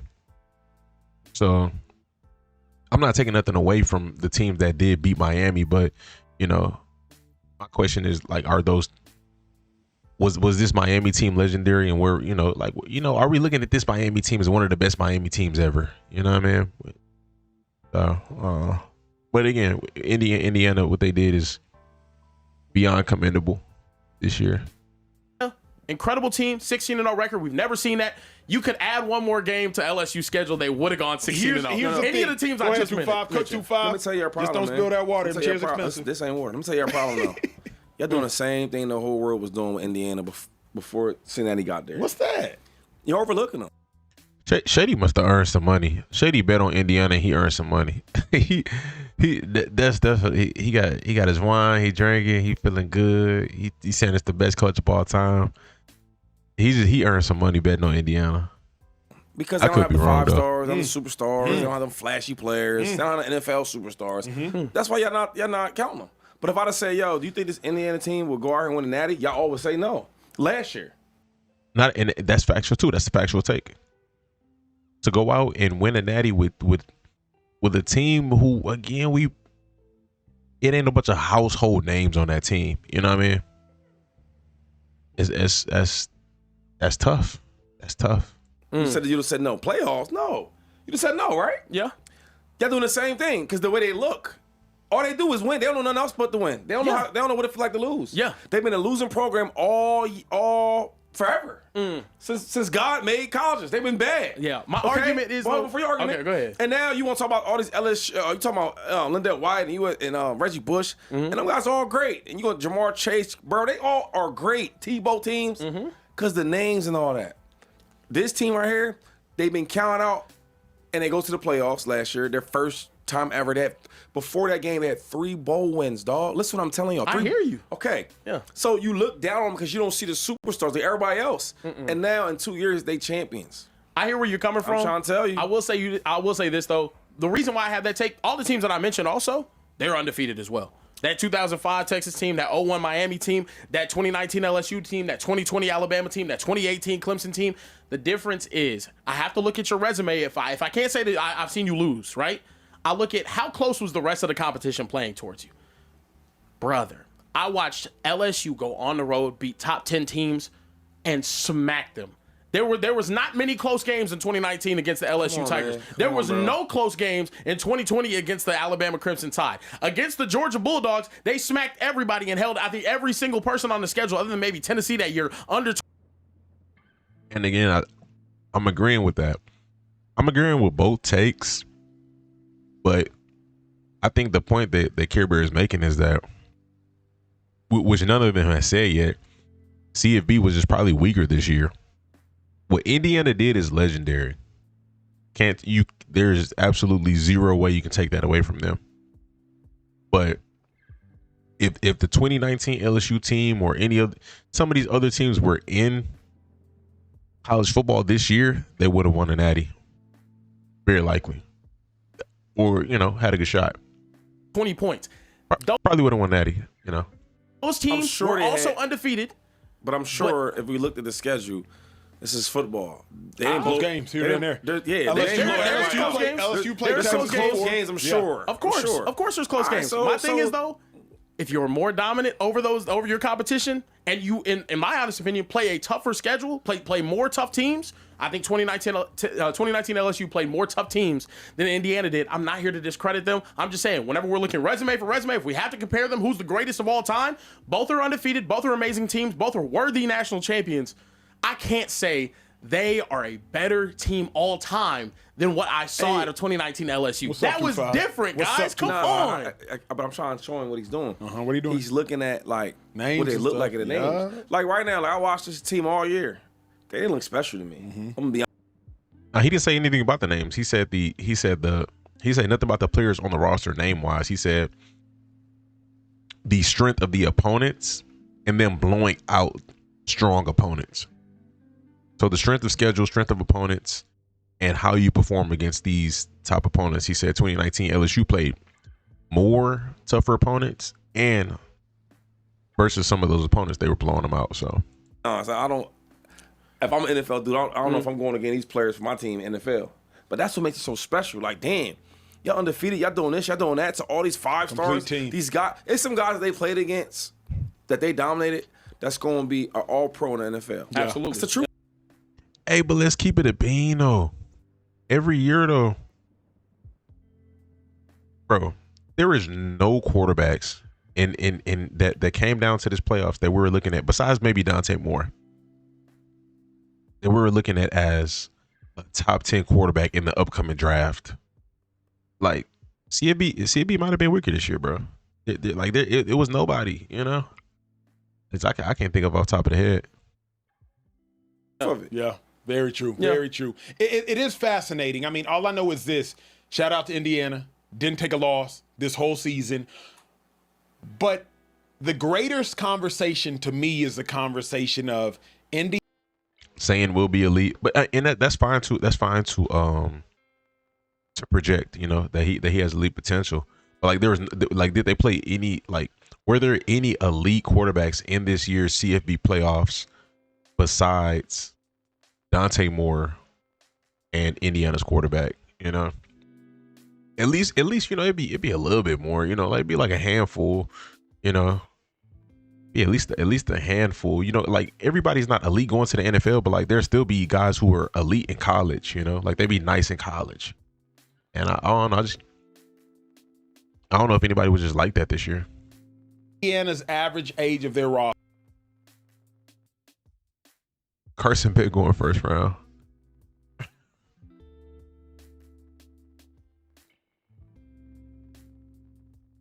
Oh, Chambliss, you know what? I don't think no quarterback is going first round. I don't think none of them. Besides Indiana QB. I think Chambliss is gonna fall, bro. I don't think so. Marcel Reed was elite. Like if Marcel Reed went into the draft this year, he would be a first round quarterback.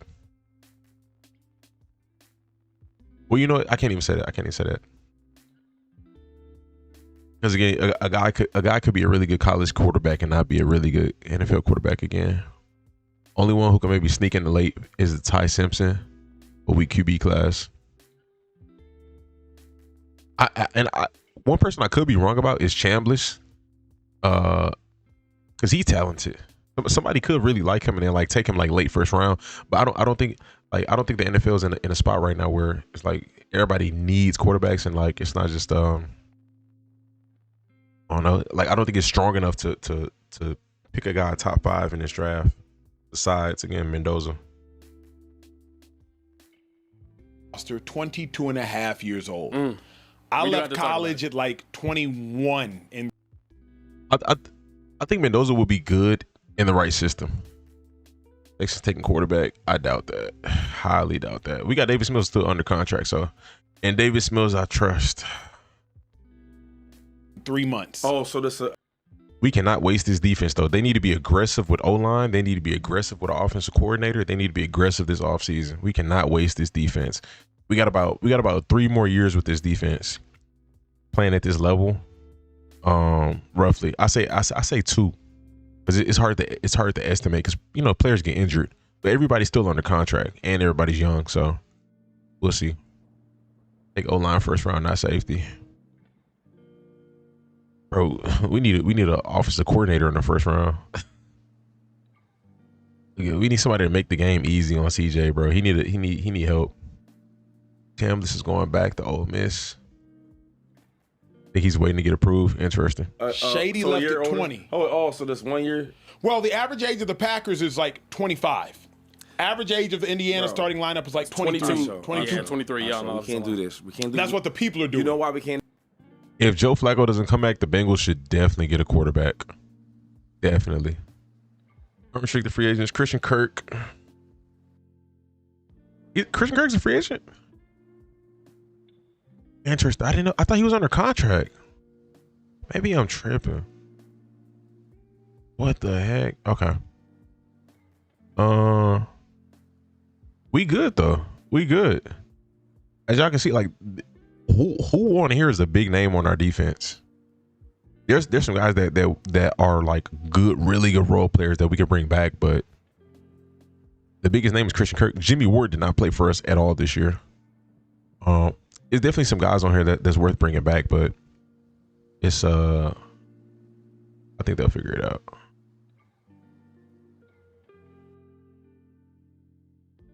Christian Harris didn't play for us this year, so it's like I can see, you know, EJ Speeds, he was a backup this year, you know. Those are guys who are worth bringing back, but like they're not making or breaking the defense if they leave. Like us letting them go is not making or breaking defense. Can do it. Did you write the Tim Settle Commander highlights? I do not remember that.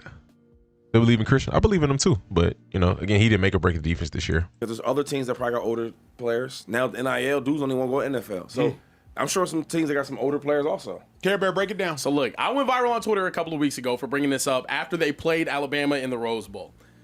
This is what Indiana's starting offense looks like. I'll take a look at it. So I said Indiana's hard to beat because they're well coached, but also because they're old as F. What the heck? That is so random. Here's Indiana's starting starters and what year of college football they're in. Fernando 4 or 5. Oh, these are the starters. Wow. Baker's in year 2. Wow. Mendoza's in year 4. They're starting 2 running backs. Hemby. Well, they got some grown men out there. Now they ain't grown men, but like they grown men technically. You know what I mean? Like compared to other NFL players, they ain't grown, but you know they grown men. They grown men. That's interesting. And Black in year 5 and year 6 of college football. They're 23 and 24 years old. Nowakowski, their starting tight end. He's 24 years old. He was in the same class as freshman. Oh, no, I'm very hip to Henry missing tackles. Very hip to that. I haven't seen it as much in the second half of the season, but the first half of the season, oh my gosh, I'm hip to it. But we're going to see. Like freshmen were when I was in high school. I graduated high school 10 years ago. Like, why are you still playing college football? But you had Elijah Surratt in year 4. Becker, the guy that made all the plays tonight, though, only in year 2, a sophomore. Cooper, year 4. Some of the guys on their offensive line, their average age on the offensive side of the ball is 22.6 years old. That's like you're going up against a lot of younger, and I know a lot of people are gonna be like, well, Carson Beck was like 24, 25, however he is. It's one guy. The star player on Miami's offense is 18 years old. His name is Malachi Toney. And I'm not saying that's the reason they won.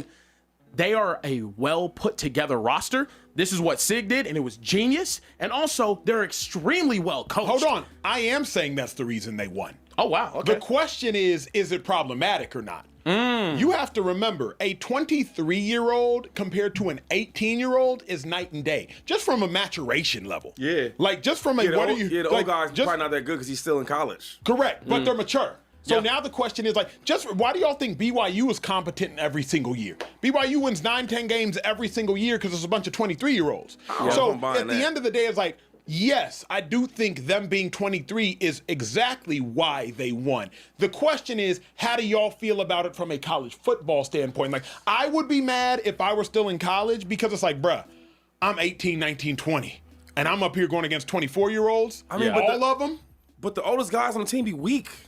The seniors don't be that good. Not on their team. Not on their team. So the reason why it's different is because of the transfer portal. Back in the day, whenever you guys were playing, you could transfer once before you graduated, and you had to sit out a year, and then you could maybe transfer again after you graduated. If you transfer in conference, you got to sit out 2 years. Yeah, exactly. That's what it was back in the day. Nowadays, you can transfer as many times as you want. We have a quarterback, TJ Finley. He's going on his 7th school in 7 years.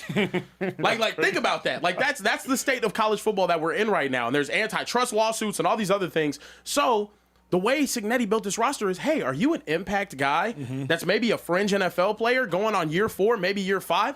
Hey, we'll pay you to come here and play for us. Coogan, their starting center, he was that. He was that for them. They have a lot of the guys that he also brought from JMU, guys that have been in the system. Bro, coach put an XFL team together for 3-4 years and whatnot. College can't be good to stay that long. I mean, if you're getting paid and you already graduated, why not? You know, if you're not projected to go into the first, second, or third round in the NFL draft, but you still getting paid to play football, and you still can increase your chances of making it to the NFL, it makes all the sense in the world. You know, you already graduated, you done with classes, and you getting paid to play football with potential to go to the NFL. That's a good job right there. So he's developed them as well. But I think in college football, it's kind of taken away from high school recruiting now. Because if it's me. Because just think of a player like Beck who's not projected to go in the first round, but you're getting paid millions of dollars to play college football. Why would you not? It makes all the sense in the world. How can't you stay around if you already graduated? Because you still have years of eligibility. I mean, I don't know how that works, but you still got years of eligibility. So, but Acho, if I'm a head coach at a college football program, yes, sir, I can lose my job. My you can play as a family grad has student? to move, Okay. relocate, do all this other stuff if I don't perform on the field. What should I do? Should I pay a kid at a high school that's 18 years old that might take 2 years to develop? Or should I pay the kid that's already played 2 years of college football? He's 23 years old, and he can come in and start at that position. You pay the kid that's already played. You pay the kid that's already played because at the end of the day, I need to keep my job.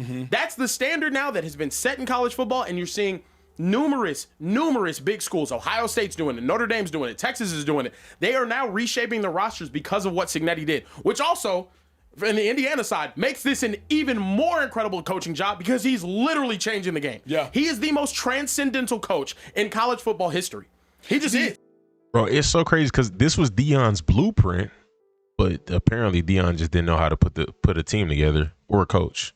One of the two. I ain't gonna say he didn't know how to coach because he did a good job coaching at I think it's just putting a team together and putting the right coordinators together.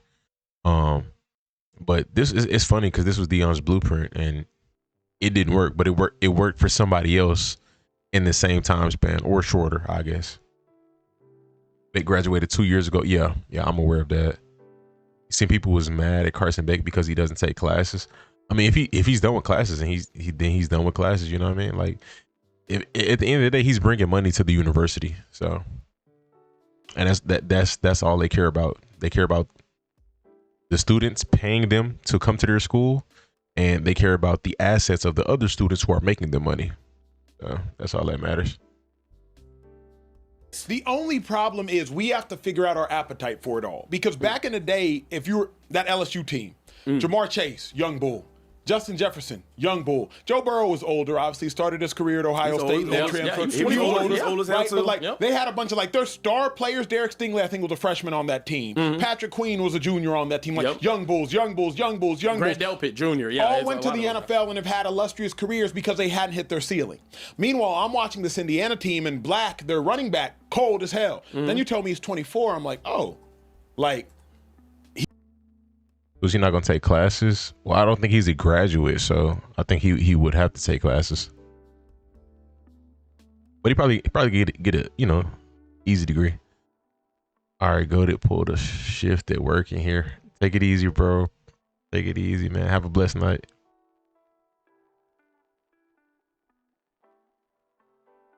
He's not going to go to the league and get significantly better. Yeah. I was thinking about this. He's the same age as Bijan. Think about that. Yeah. Bijan's going on year 4 in the. Beck can for sure get drafted. A team could draft you and be like, "Oh, that's a good backup quarterback." So like he like you don't have to get drafted like based off your age to be a like maybe in terms of being a starter, but the drafting a guy just for what he brings to the table is that's the thing. Jeremiah Smith don't take classes. Interesting. league. This is all pro to going on all pro to Indiana's red zone running back is the same age. Why does that matter at all?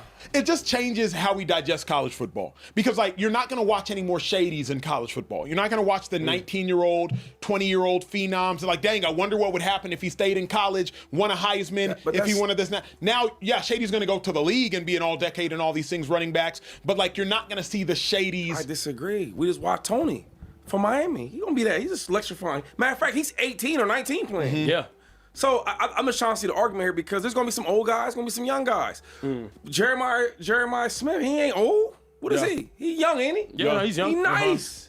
So I'm just saying, like, the argument I'm hearing, y'all, because this team won because the guys are old. See, I don't buy that part because they win because they're older. I don't buy that part. I think it's more than that. I think they got the greatest coach of all time over there. Nobody wins in Indiana. Nobody winning over there. No. I mean, no, them winning because they're older is a thing. It's not. It may not be the biggest thing, but it's a large chunk of it. Like that, I don't think that's a coincidence.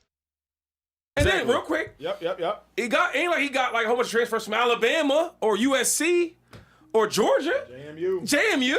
Yeah. You couldn't pay me NIL millions to go play James Madison. Yeah, like for what? So I heard your argument, man, but I just gotta give it to they play hard, they play smart, they do it now. I do think having a Heisman winning quarterback matters, and they got one of the best coaches in football. Yeah. Shit, it's not to say that those young players 23 to 24-year-olds be tackling harder than 18, 19-year-olds. Not only that, they're going to be more mature. They're going to understand themselves better as individuals. They're going to understand the concept of, some of them have worked jobs. Some of them have bounced around. Some of them have different circumstances. Some of them have gone through a little bit more, so they understand opportunity and they understand the situation, and maybe they understand football better. Maybe they understand, it's a lot more things that 5 years of experience can bring you.